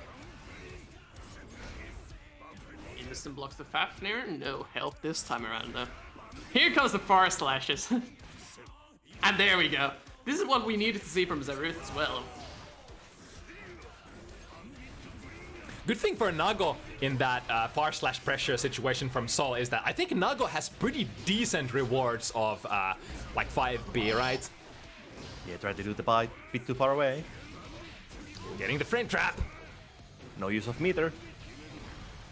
Yeah, and with fast RC as well. That's gonna be something that the old players, like players coming from ACPR, they didn't like how RCs in Xrd sort of just slowed down the pace of the match because you were forced to wait that time stop. But in this game, you can actually skip it by doing the fast RC and just keep up the pace. That's a big hit. But yeah, like the fast RC, it has a little bit different like combo potential like usage. Like it doesn't allow the same combos because your opponent is not getting hit by the RC, so they don't have the bounce into slow motion. Did this man just reversal command throw and it actually worked? Yeah.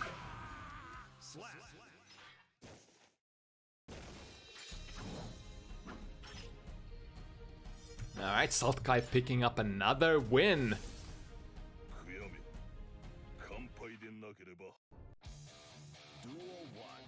Yeah, he's slowly building that lead.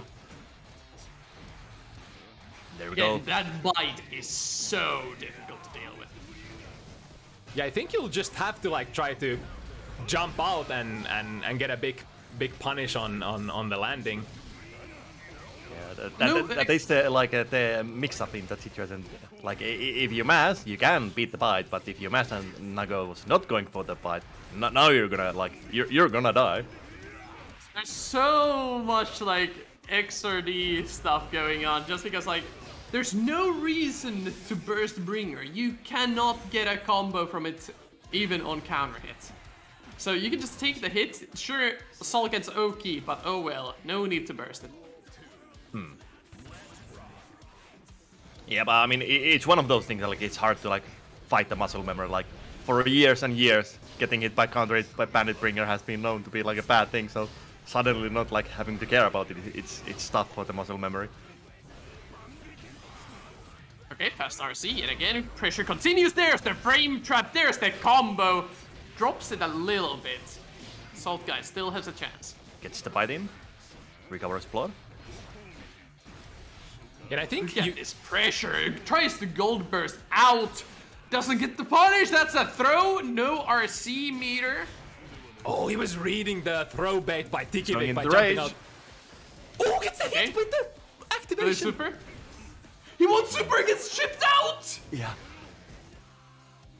Yeah, and once Nagorigi goes into the state, or the rage state, like, he gets a pretty damn, like, powerful normals that are really long reaching and like a special super during that one that hits pretty much full screen. And deals like 80% of your HP in damage. Yeah. I mean, you better get something in return when you lose like 60% of your life right there and then. Oh, nice, really nice bait on the YRC. Just dashes away and gets the counter hit punish. That's so cool way of punishing those kind of things. He's almost in blood state, has to back off a bit here.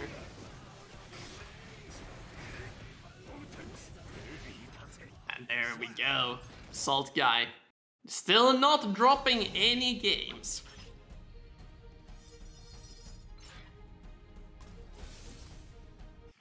Riding that line between being fine and thirsty.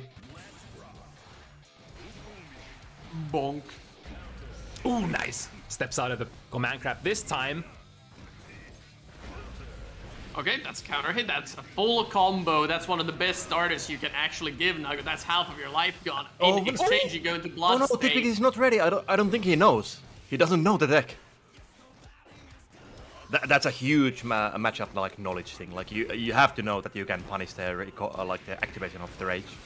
Yeah, it might have been he got sort of mixed up by the animation. It feels like you might not have been able to make that dash after the activation, but Naga still stays in recovery for a long time, even after it looks like they've recovered. Yeah, like Owen is asking, is the recovery punishable? It's heavily punishable. If you get hit by it, like if you stand next to Nagorigi when the rage starts, it has like a pushback effect. Then it's a little bit harder to punish, but just whiffing it, like there's infinite time to punish it. Okay, now Saltguy has the corner. This is where Nagori Yuki thrives. Oh no, the burst! That's a really fancy way to end the round. Tikivik not knowing the combo theory of Nago yet. Yeah, cool. Saltguy even got the close slash loop there that deals so much damage. When you were able to pop the opponent high up in the air, in the corner. Oh no, that's a huge counter. It does drop the combo a bit. Why? No, don't try to do that. that won't end well. Okay, Tikivik again has the corner. Nice. Good punish. I wonder how well Nagorigi works without like the specials. Like I'm trying to draw parallels with like Sin, because Sin does lose a lot of when you can't use the meter for specials. Oh, but wow. like, yeah, I wonder. It's like it feels like it's a lot easier to trap Sin once he's like down to like 0 calories, because you know that they can't do anything. But it feels like you can play such a like deeper Yomi game with like the bite when you have like lot or less like blood. yeah, and you do have access to like hard knockdowns. You can like you have the special what's it called? The command normal chain of your far slash, which will knock down and reduce your blood. So I feel like you do have like way many more options playing the game than Sin at low resources. Here we go with the corner combo. No wall break. This will surely break. No? No.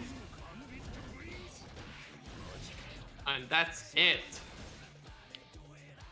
Saltguy saving himself from the corner pressure by taking the round. One good one from Tikivik would open up his point account. Still has 0, and this is definitely a way to make it. Good start, gets the revolver in the corner, but now he's there. Man, the pace of the match so high into wall break. Yeah. He's gonna get the wall break. That's a lot of meter and like better Oki from the wall break. Even a bite will finish off the round but now. not using Blue the RC bursts out. And there we go, the low hit. Catching Tikivik walking backwards. 5-0, looking kinda worrisome. Blue RC is kinda nice way of making your Oki like feel super safe. You can sort of slow the time with the opponents, check what they're doing, even grab them out at the startup of their move. That time didn't end up helping Tikivik. Nice bait on the throw, but immediate burst from Saltguy. Tikivik has had a lot of rounds where the start looks very good, but Saltguy always able to come back in the end. Oh, that's super! Nope, no hit there. Can block in the air. Gosh, the pushback of that super so much. I wonder if it's even punishable at that point. Again, beats out the throw. One more hit. Even a chip will do it. And there it is. Bringer on block. No FD from Saltguy.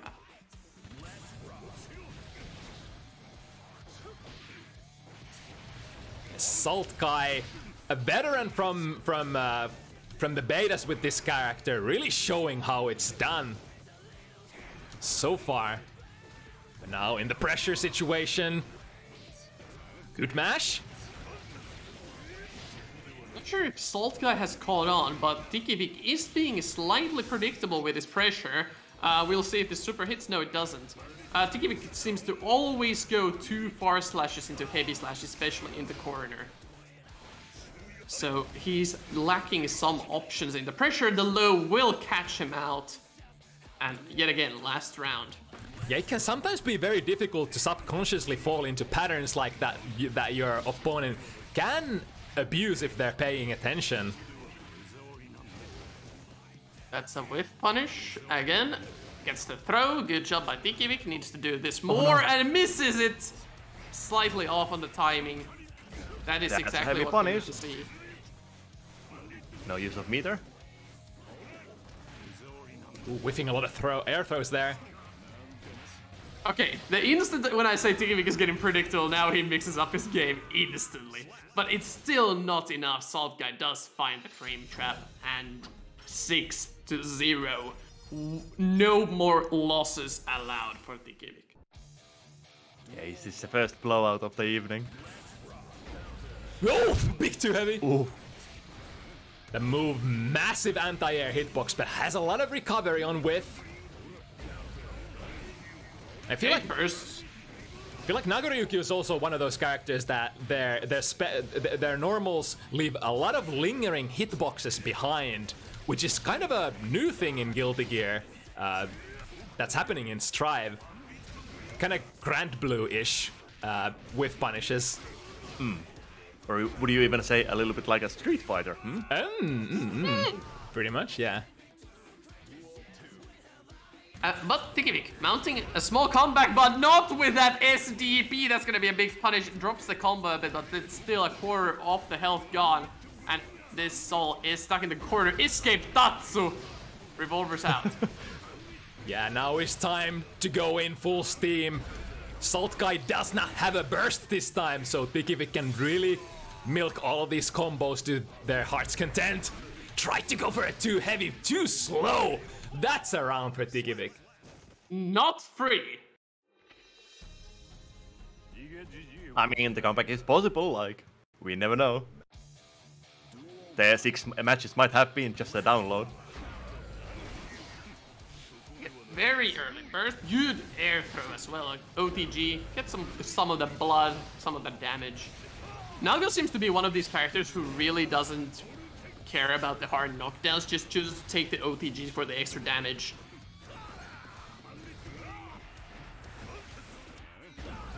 And that's a big counter hit, drops the combo just a little bit. One more of those good hits would finish off the round. That's a super, I think I saw animation, and there we go. Beautiful animations and the round. So far, Tikivik not able to deal with that reversal super at all. Giving a lot of value for Saltguy getting out of those Oki situations. Yeah, like it is minus 30, I believe, on block, but if you air block it, like as you said before, like you get pushed so far away, so I'm not sure if you can like do anything with those minus 30. Okay. Gets the burst out. Tikivik in some trouble here. Gets a good hit. No confirmed though. DP's the follow up about 5k. And Saltguy finishes it out 7-1. Yeah, really showing the experience already. It's day one, but I mean, some players have been playing for a long time. We've had a couple of beta tests. We've had this game out on consoles already, like 5 days or so. So yeah. Pick my shield drops. I'm a melee gamer. Saltguy with a snappy comment on the chat. Nago bottom 1, buff please. Who's next? Rygand!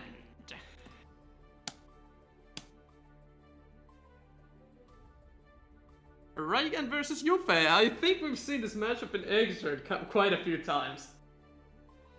I believe this is a lore match in like multiple games, like Guilty Gear Xrd, like Blaze Blue, and now Strive 2. Yeah, it's no secret that these two players are very good friends. They play offline quite often. Have had some legendary Yallo drinking streams with Yallo FT7s. You know the lore. And Rygand looking to blow up Jufee here. Rygand on their Mei has a very Rygandish feel to it. Has a strong pattern starting from day one. And if you don't know how to deal with Mei, it's in general so easy to get caught up in Mei's pace and just get pummeled down by endless amounts of hitboxes thrown at you. Yeah, I like to draw parallels on that, like Sol's far slash into close slash. Like Mei has something similar with like the S Dolphins, I believe. Okay, but we still have a question to answer that I do not know the answer to. What is the Rygand special? Yeah, I wonder what is the Rygand special in this game. Do we have a Rygand special yet? Is it just gonna be 5D into something? Winning! Nice. But there's no ball Oki. We can't meme about ball Oki anymore. There's no 5D RC combo, so we don't have the previous Rygand special anymore. We need a signature move. I mean, I think we're making history here, like deciding what the next Rygand special is. But where is Jufee? Where is Jufee? He's on the chat, so he should be awake. Probably stuck on the communicating loop. You know what? Why I like this game? Mm-hmm. I can hold up, back, and not get hit by 6H. It's great. Yeah, that's true. They made Mei 6 or well, every move in this game is not air unpluckable, but I guess as sort of a compensation, they did make fully charged 6H very plus on pluck. And I guess if you do get hit, it's still a decent combo starter as far as I'm aware. Yeah, definitely. Like, Mei craps out so much damage in this game, it's even more ridiculous than the Exord. Yeah, truth be told, I haven't had very good time against Mei players so far, so it is that knowledge gap biting many players, including myself, in the ass. Just have to go to the lab and find the solutions, how to stop those dolphins. Jufee actually having a very realistic avatar as well. I do remember him being skinnier than that. Maybe it's just me. It's as if they're playing each other in real life. Oh, I think he has wrong reactor. Wasn't Jufee supposed to be a Nagarugi? I think so. Indeed. Good, he noticed. Nice.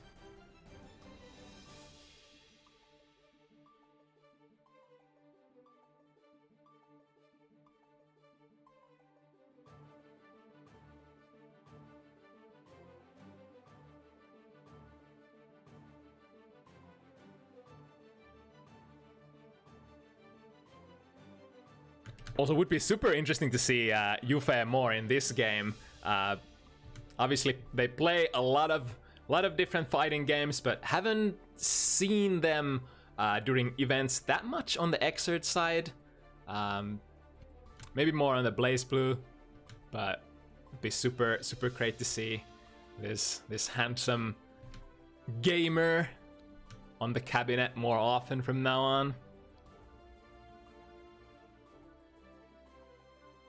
I wonder, is he stuck on some loading screen again or something? Changing the tractor shouldn't take this long. Unless...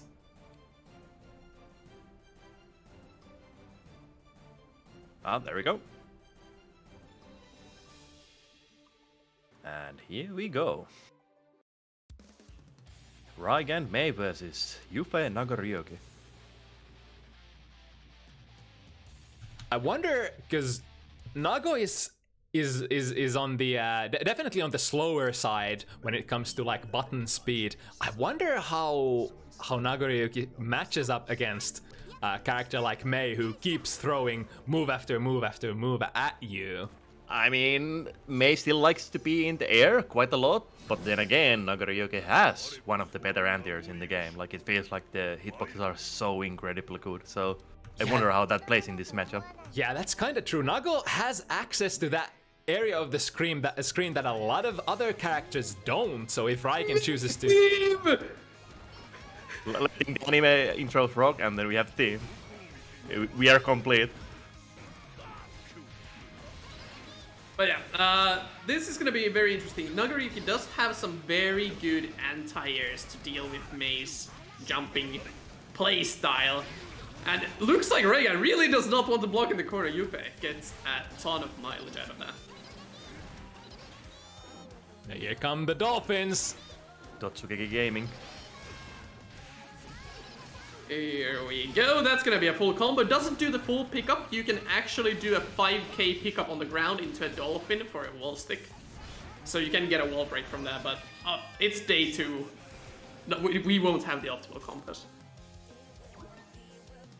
Jufee, first round. Ow. Ow. Dolphins coming out.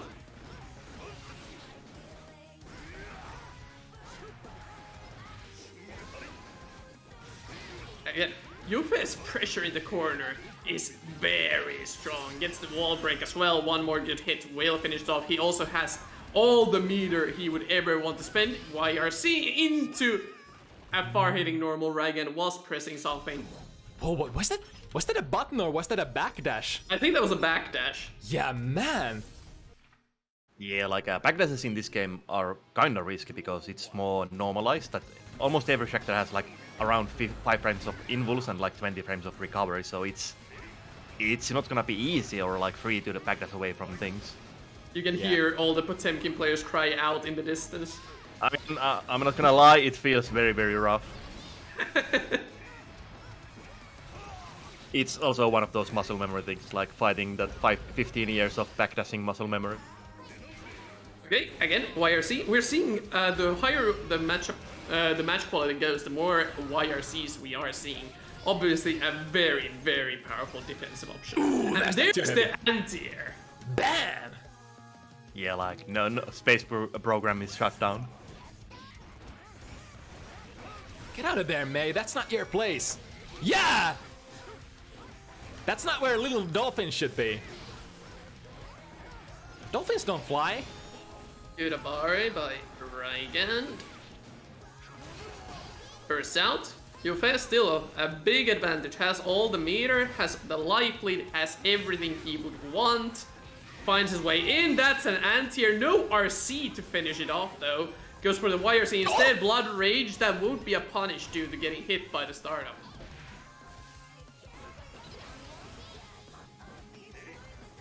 Just one more hit. That's a good hit.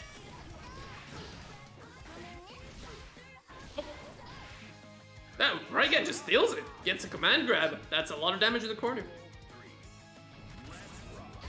So we're seeing overhead kiss actually throw the opponent forward instead of backwards. By the way, on note of overhead kiss, I'm really solid that Mei gets like a full meterless combo in the corner with a wall break from it. But why? Of course. He tried to air throw Rygand. He had the read, but not the correct timing. Good punish on the land recover there. Rygand, let's see if he has the combos. A slight drop, but still gets the corner and the damage. Or maybe a burst bait? Burst bait's day 2? That could be a thing. Oh, there's the 5D. That's gonna.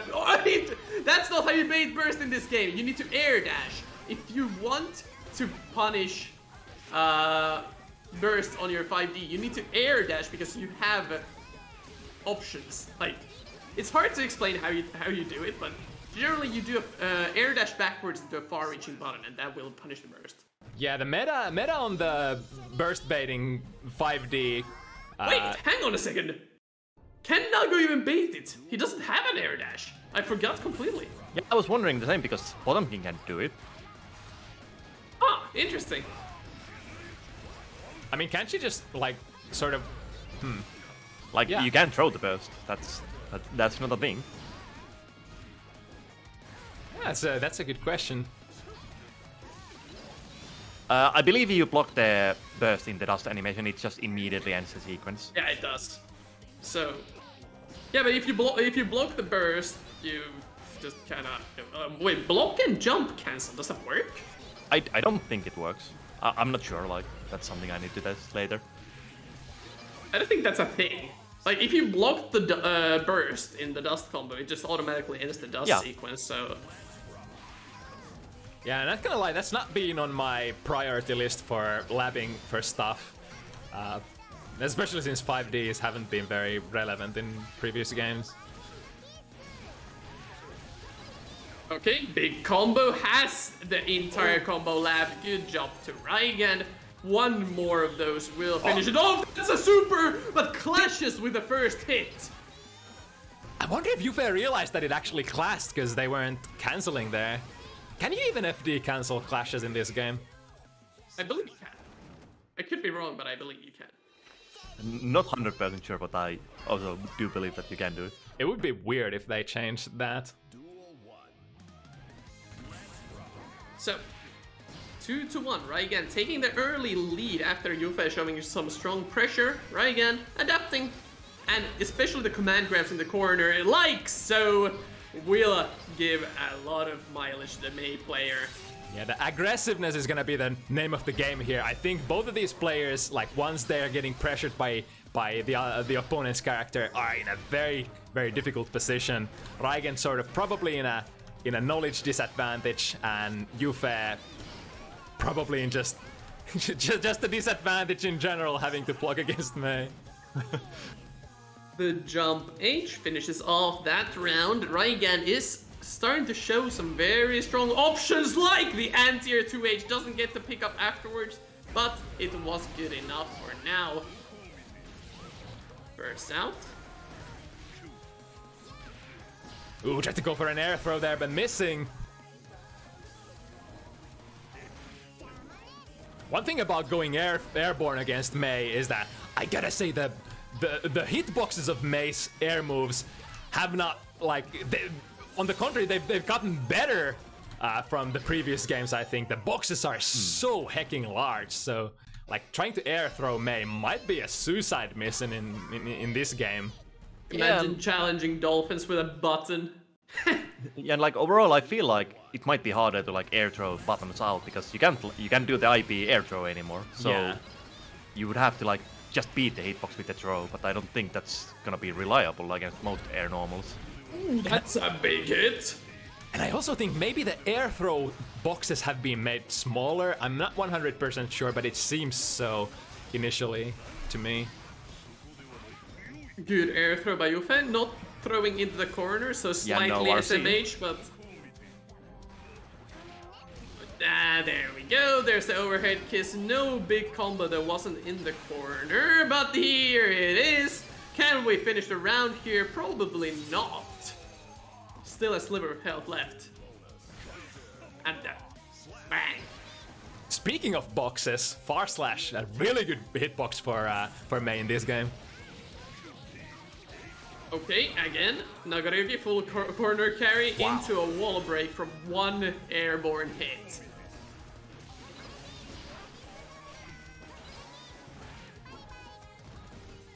Throws him out of the corner, slightly SMH, yet again.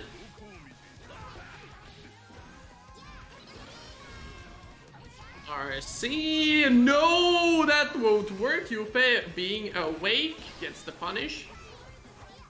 Another weird thing about the new 5Ds is that, like, you can actually get hit airborne now and it still launches. Also, they're a lot shorter range than they would seem. Yeah, thank God so. Considering how much damage you get off a 5D launch. Man, after that big round start from Jufee, he hasn't been able to mount much of an offense against Rygand, and Rygand comes back. Man, I would have not bet money on this round on Rygand after seeing the 50% combo from Jufee starting it off.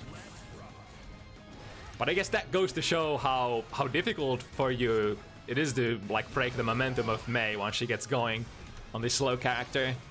Yeah, Rygand definitely, like, every time he says that he doesn't lab, but he clearly has labbed some stuff. Like, he has quite good combos.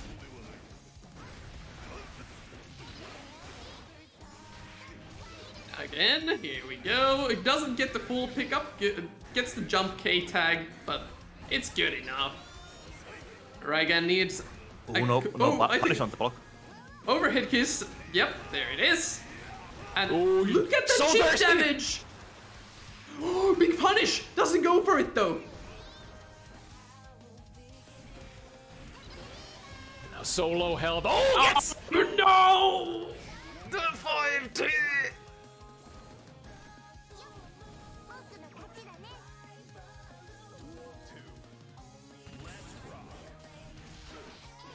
Okay.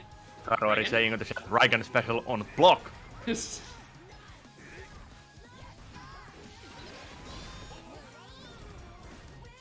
No whiff punish there. Oh, I think he was trying to anti-air, but too slow. Baiting the burst. The throw doesn't get the punish though. Here we go, big damage! Ooh, but Get the wall break, but gets the air throw and trying to go for a second one. Jufee being away. Whoa, that's the wrong direction.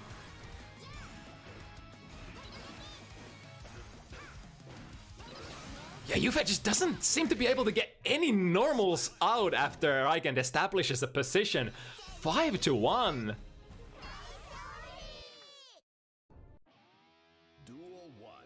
A lot of momentum now going for Rygand. Oh, the 5 heavy. Seems like everything is going in Rygand's way at the moment. And just as I said, Jufee with the pressure.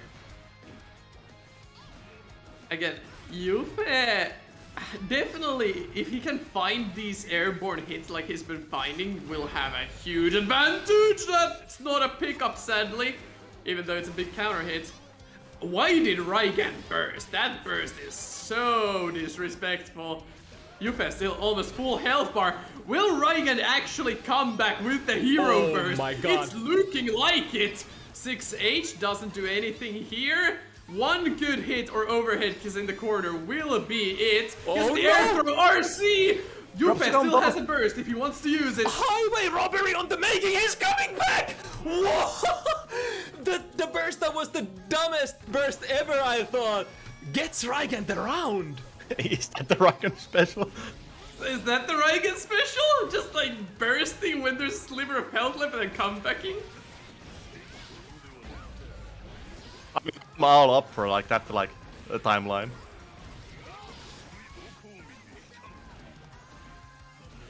Okay, Rygand yet again has the corner. Jufee definitely having some issues getting out of the corner against the Mei pressure.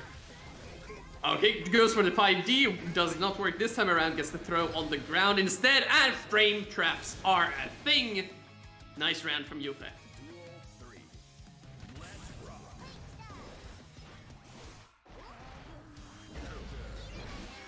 Ooh, good anti-air. And now here comes Rygand again. How do we get out of this situation? That's one way. Air throws are definitely still as strong as ever, even with the whiff recovery. Just don't whip the air throw, lol. Okay, that's a big combo. Rygand has to burst out. Blood meter is rising up due to that, though. Okay, RC. Tried to go for the side switch. Jufee decides to burst out. Pressure is here, and blood meter was rising. Yeah, I think he was thirsty there. If he didn't finish the round right then and there, he would have gotten into blood rage. That was very risky, but this time it paid off.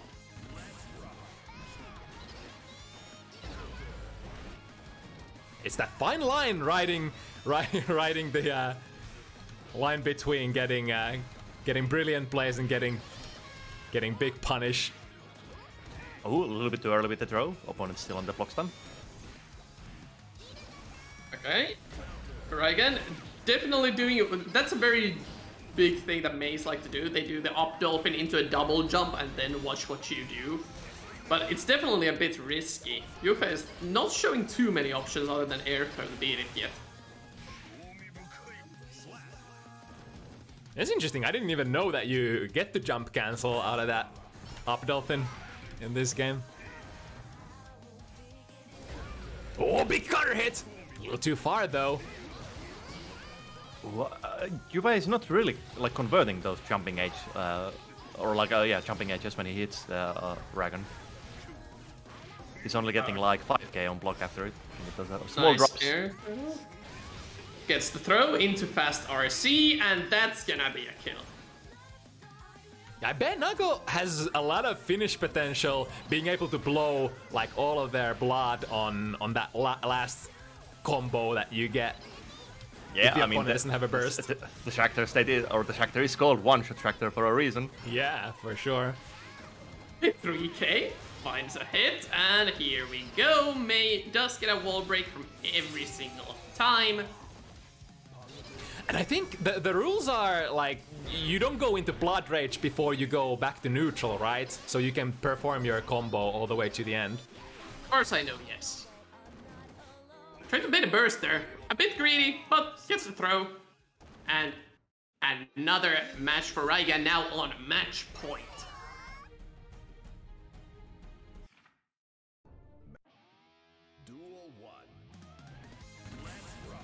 Oh, you can even hold faultless defense and you don't go into blood rage. Oh, really? look at that pickup! That pickup is so sick!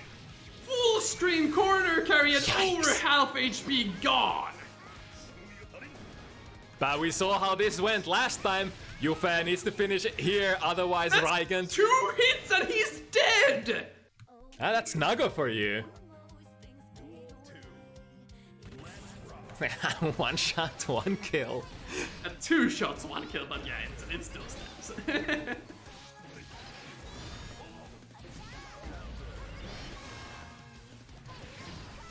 Oh wow. Here we go again. Rygand has the corner. We've seen. Yep, there's the 5k run cancel. I've been wondering if he will show it. That is a very tricky option May can do. And now we're at the potential last match. Yeah, shades of ACPR from that 5k rank dash cancel. Remlethal has a run cancel now I wasn't aware of. I got kind of mixed up by when Karvara used it on me. Yeah, a lot of characters have like run cancels on their standing, some of the lighter standing normals. I think Sol has one as well. I believe Remlethal has one on her first Rekka. Oh wow, that's interesting. But yeah, Rygand, yet again, has the corner. This is where Jufee has been dying, gets the throw, goes mid-screen combo instead of the corner. Jufee still has the burst, Rygand doesn't.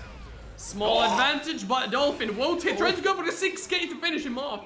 Has a lot of All meter. of the meter. It will punish. That is a guaranteed punish, and Jufee manages to stay alive in this match. Whew, what a reaction there. Hail Mary at the end, tagging, I think it was 3k from Rygand. Trying to slide into those DMs, but Jufee says no.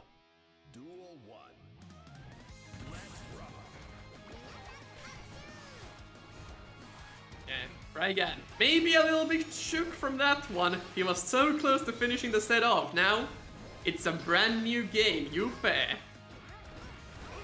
still has a chance to come back. Okay, that's a big hit. Gets the burst out of the Nago.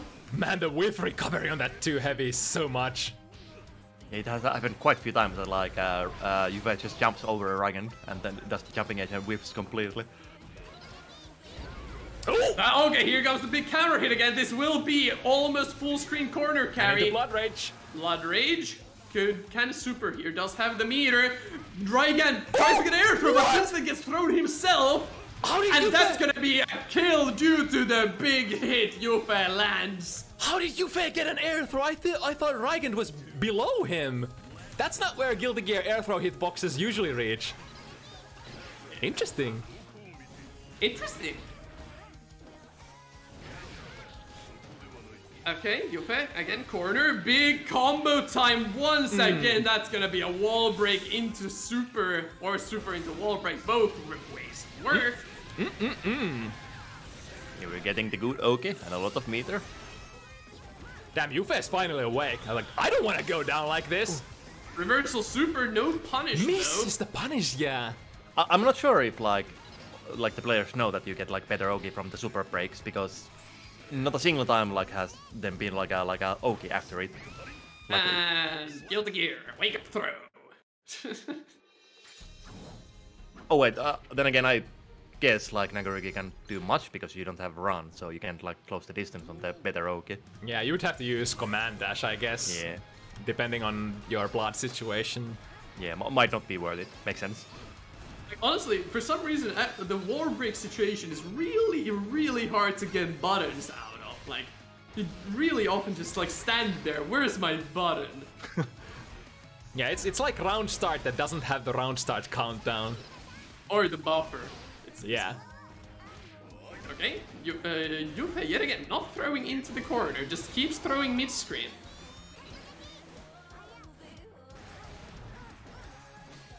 Ooh, nice jump out nice of the read. command. Now Rygand putting himself on rug point once again.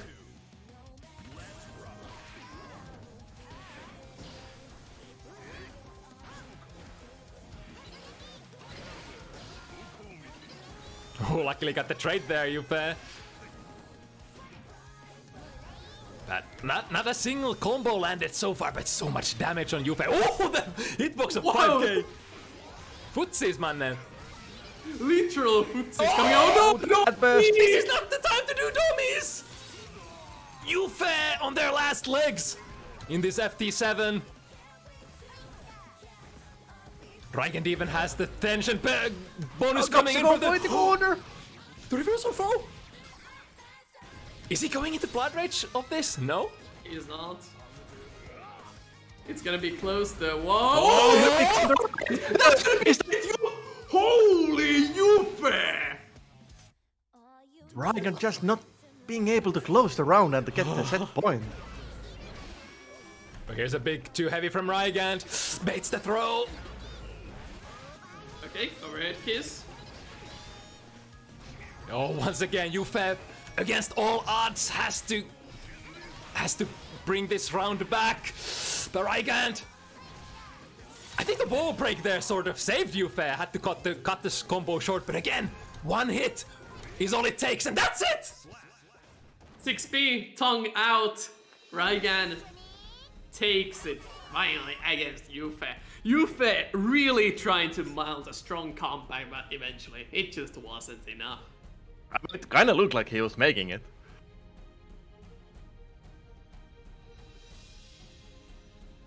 Good shit still. Started out really scary looking. I think Rygand had like, what, 5-1 at some point? Like 1 point. Am I stuck here? Oh, there Yeah, we go. the loading screen was very long for some reason. Alright. Why is there a zebra in the lobby? That's an interesting avatar by Satsu. It's Satsu.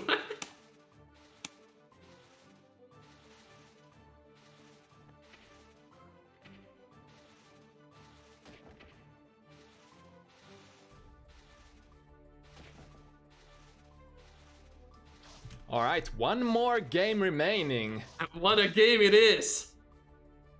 The two players who I thought were the favorites to win yesterday's Rygand's yesterday's day 1 tournament, but ended up not having either one of these players in the grand finals. Mirek is too strong.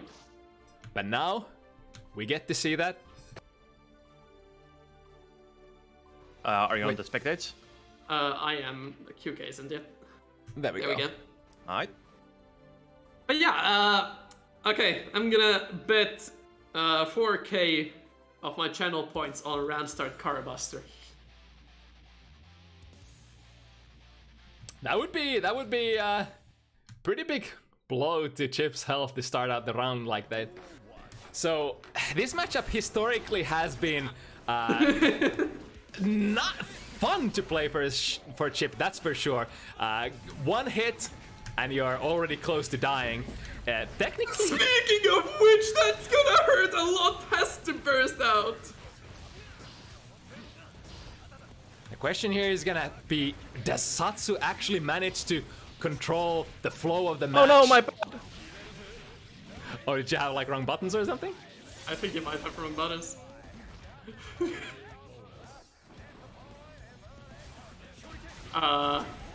Okay, we'll have to find out what happened exactly later. But yeah, Chip's tools in this game are entirely different compared to other games. For example, Alpha Blade always crosses up. Yeah, and lacking that that teleport tool in this game, sort of that teleport potential was put into Alpha Blade and other tools. And thing about some of Chip's tools, like Genrozan and Up Alpha, look very similar, so it can be kind of risky and hard trying to, you know, air throw Chip out of stuff like Genrozan here. Like, when I played against Satsu in the betas, I was like, okay, I haven't played against Chip. And I was so surprised by how fast Genrozan is. And Satsu's like, yeah, you can still just air throw it. I'm like, how the fuck you want me to do that? Yeah, I've seen top players air throwing Genrozan still, like it's no big deal, but it is for us mere mortals kind of hard thing to do. Yeah, I believe we might have a small wait here for ZoKHiZ to do something. It's fine, like my badge just for some reason disconnected. Oh, nice. I don't know why. Okay, so we will keep going here. Another question is, how much matchup knowledge does ZoKHiZ have against like how to punish some of the tools from Chip? Because if you don't know the answers, this stuff is gonna get obnoxious. You're gonna get crossed up all the time. You're gonna get mixed up in the corner. Chip can obviously grab the wall right after Alpha Blade in the corner, go into really fast overheads. Does Zok know where to press the buttons? When I was watching ZoKHiZ's stream, I wondered the same thing, and he does not have a lot of matchup experience at all in this game. He did get VIP, as I checked, but I think he's still lacking some information. Yeah, and there might not be a lot of Chip players out there. I think, like, historically, Satsu has been one of the few dedicated Chip players in EU overall. It hurts! Ouch! Oh my god! Bro, that's 60% of your life? So that is getting so much damage. Looking for that one big hit, but Satsu staying on top for now. Whoop. Ooh, missing that air throw. Has to RC, that would probably be a punish on Banzai. Crosses up again! And crosses up! I don't think ZoKHiZ knows that he'll always cross up. Oh, infinite? No infinite. Oh, it's like shooting again! Oh, that was kind of brilliant. It's one of the situations where it's often just a checkmate if you don't have a burst against that heavenly, but Satsu far away enough to throw that shuriken there. Oh, big counter hits coming in. Lucky for Satsu, there are no stuns in this game. So the big counter hits, single hits are not gonna matter. Other than the damage they deal. Okay, this time he gets the punish on it. That's one option you can do. Wall break. Satsu definitely meter advantage here. Has to RC that Hammerfall or he will get punished. YRC. Bursts out. Jump 2k, plus on block in this game, such a difficult tool to deal with. And a cross-up alpha once again.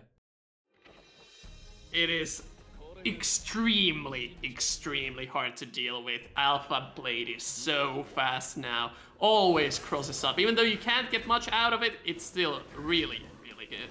I feel like the pace against Chip has changed so much from Exert to Strive, because in Exert you would be pretty fine just chilling out there and waiting for Chip to make the wrong move. But in this game you kind of have to be more like preemptively in the RPS. Like overall in this game you want to prevent a lot of stuff from actually going active or blocking stuff. And I feel like that's the same thing for Chip. You want to prevent him from alpha plating, you want to prevent him from Genrozaning, just putting the hitboxes out there when you have the read that Chip is gonna go for those moves. Look at this oppressive pressure that Satsu is putting out. ZoKHiZ not willing to use RC, and that's a punish. Mega Fist forwards now is minus a lot. Okay, 5H. Seems to be finding a lot more hits in neutrals, trying to adapt to what Satsu is doing, but these jump 2Ks really giving ZoKHiZ a lot of trouble. That's a cross-up jump H, and the counter hit 2D bursts out. That Chip is just all over. No, look at that, the RC. Just has to find a way. It's almost a heavenly. Gets a counter hit Mega Fist, but nothing else. Satsu not relenting yet. ZoKHiZ finally finding some blocks on these alpha plays. What a risk! That was kind of funky.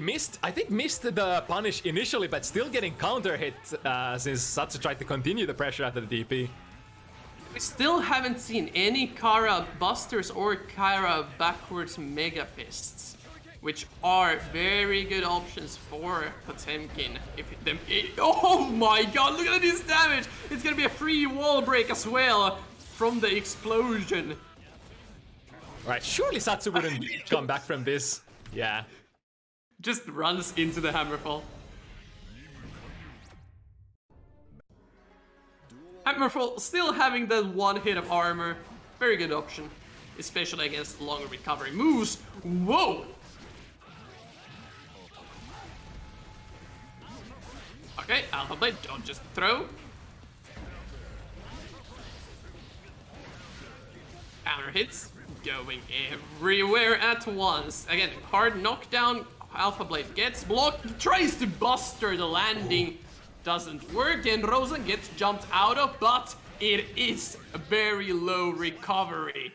And like that just turns it into an anti-air situation for Chip. You really need to air throw it. God, these Genrozans are just picking ZoKHiZ apart. Doesn't Potemkin also have a reduced startup on their increased startup on their jump in this game as well? I believe it is slightly increased. So that makes it even more difficult. Okay, that's gonna be a big combo. But the downside here is ZoK is on his sort of last pixel. Oh, the slight head. You can actually, in this game, you can crouch and not get hit by that, because that is more of a normal low now instead of an unpluckable low. Okay. Shuriken anti-airs and Genroza once again. It's so much mileage coming out of that move. Jump D, still very safe. 5P, 5P, 5P, the combo of the gods.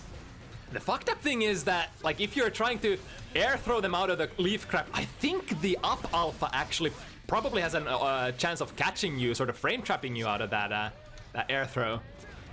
So Chip does have options to mix it all up. Nice block there! Nice block, but it isn't enough. 5Ps in this game are generally minus a bit, so can just mash out afterwards if there is no special cancel. That's a big punish! Can't mash there. Goodbye to your HP, Chip player. But that's a punish. 5P into wait, was that 5P? Not sure. Anyway. Ooh, there we go. I digress. And Genrosen, once again. It's not dealing that much damage on Potemkin, but... He tried to throw with the H button, he just 6H. Ooh, brilliant play there by Satsu. Has to still avoid the... Oh, he goes so close to the Giganter Kai. Gold burst, that's a solution to it. Okay, that's a big counter hit. Won't... Oh, he tried to bait the burst! He was so greedy! He could have just taken a free burst safe hit, but instead Satsu steals it with the double alpha blade. It's that one thing that all of us old faces keep talking about. Sometimes it's not worth baiting the burst, but then in the heat of the moment you just... But what if they burst? Then I would win here, right? When it comes to that split-second decision... Yeah, that just combos into 2K2D. Very, very strong option if the opponent is not showing the proper anti-airs to that. Look at that button! It's so good! Yeah, we keep talking about like characters like Sol or Ram, but make no mistake, Chip is probably up there as well, and as soon as people figure out how to play him, we're gonna see more stuff like this. Although on the other side of the coin, once people figure out how to play against Chip, it's also gonna look much different. Because if you have the right reach, you have access to some really beefy punishes on Chip. This reset city is just giving ZoKHiZ so much trouble. It's really so difficult to keep up with the pace. And Satsu playing so fast as well. This is the textbook ninja action. We just need to see some YRCs from ZoKHiZ to escape this. Like, he's holding full bar, using it on the random Giganter Kai, and just using the supers, but RCs are the defensive options that you should be using in this game. Oh! Big counter, unfortunately not leading into much.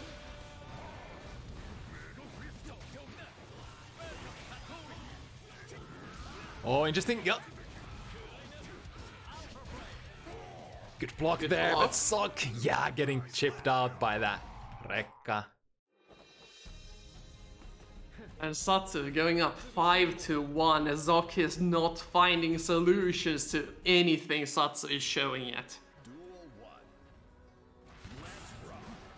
It's true that like one or two big hits are gonna murder Satsu here, but like the consistency with which ZoKHiZ finds the hits it's not enough. It's just not enough. Even if he gets one big steal here and there, this endless onslaught is just gonna pick him apart slowly. Again, Satsu has all the meter he could ever want here. Next confirm will most likely kill. Or not, decides to not RC and eats the Giganter! Okay, finally, that's a 6P. Tries the DP. No hit this time. Again, there's the RC, and there's the kill.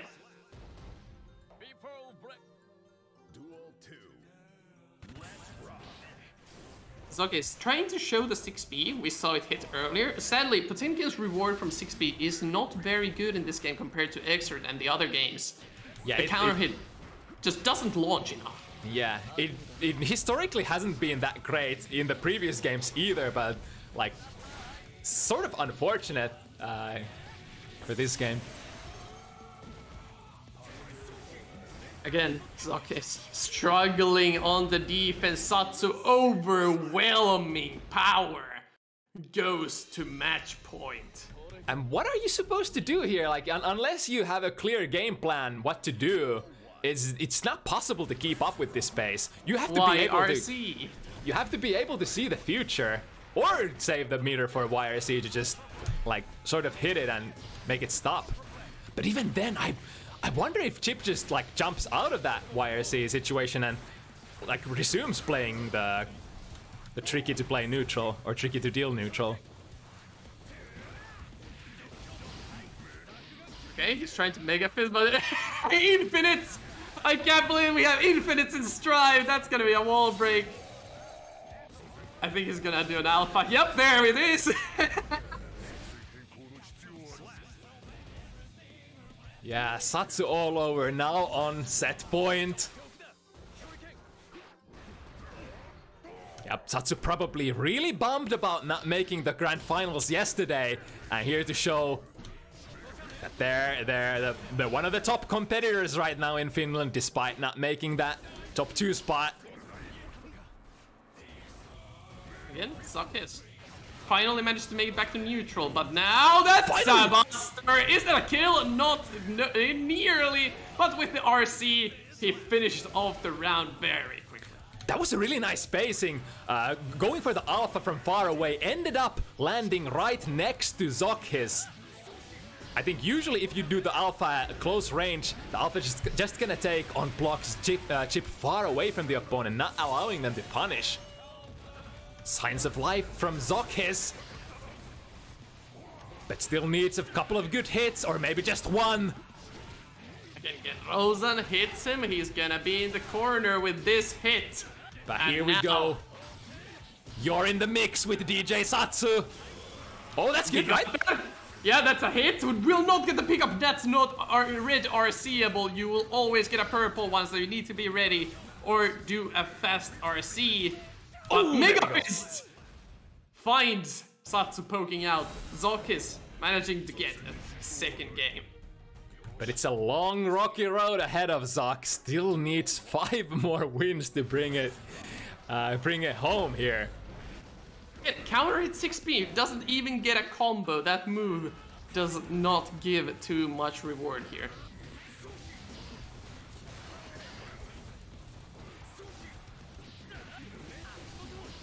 Yeah, I wonder what the adjustment is. Like, do you just forfeit using the 6p? You can't forfeit using 6p because it is your main anti-air option. That's the sad thing about it. Similar to how Zato has to play. Zato has a very good 6p that you can't get anything out of, but you still have to use it. Yeah, and you have very limited options for backdashing as an anti-air here. Not having your go-to mega invo backdash from the previous games. Alright, finds the hit, but doesn't find a way to extend the pressure. And dies because of it. Even with the IB, the Alpha Blade is just so hard to punish. It does give you an Oki situation though. Oh, punish here. Oh, doesn't take the Buster punish, instead goes for a combo which might deal even more damage here. But in turn, forfeits your Oki, sort of. Well, Buster doesn't really give too good Oki either, Yeah, just that's throws true. the full screen. That's true.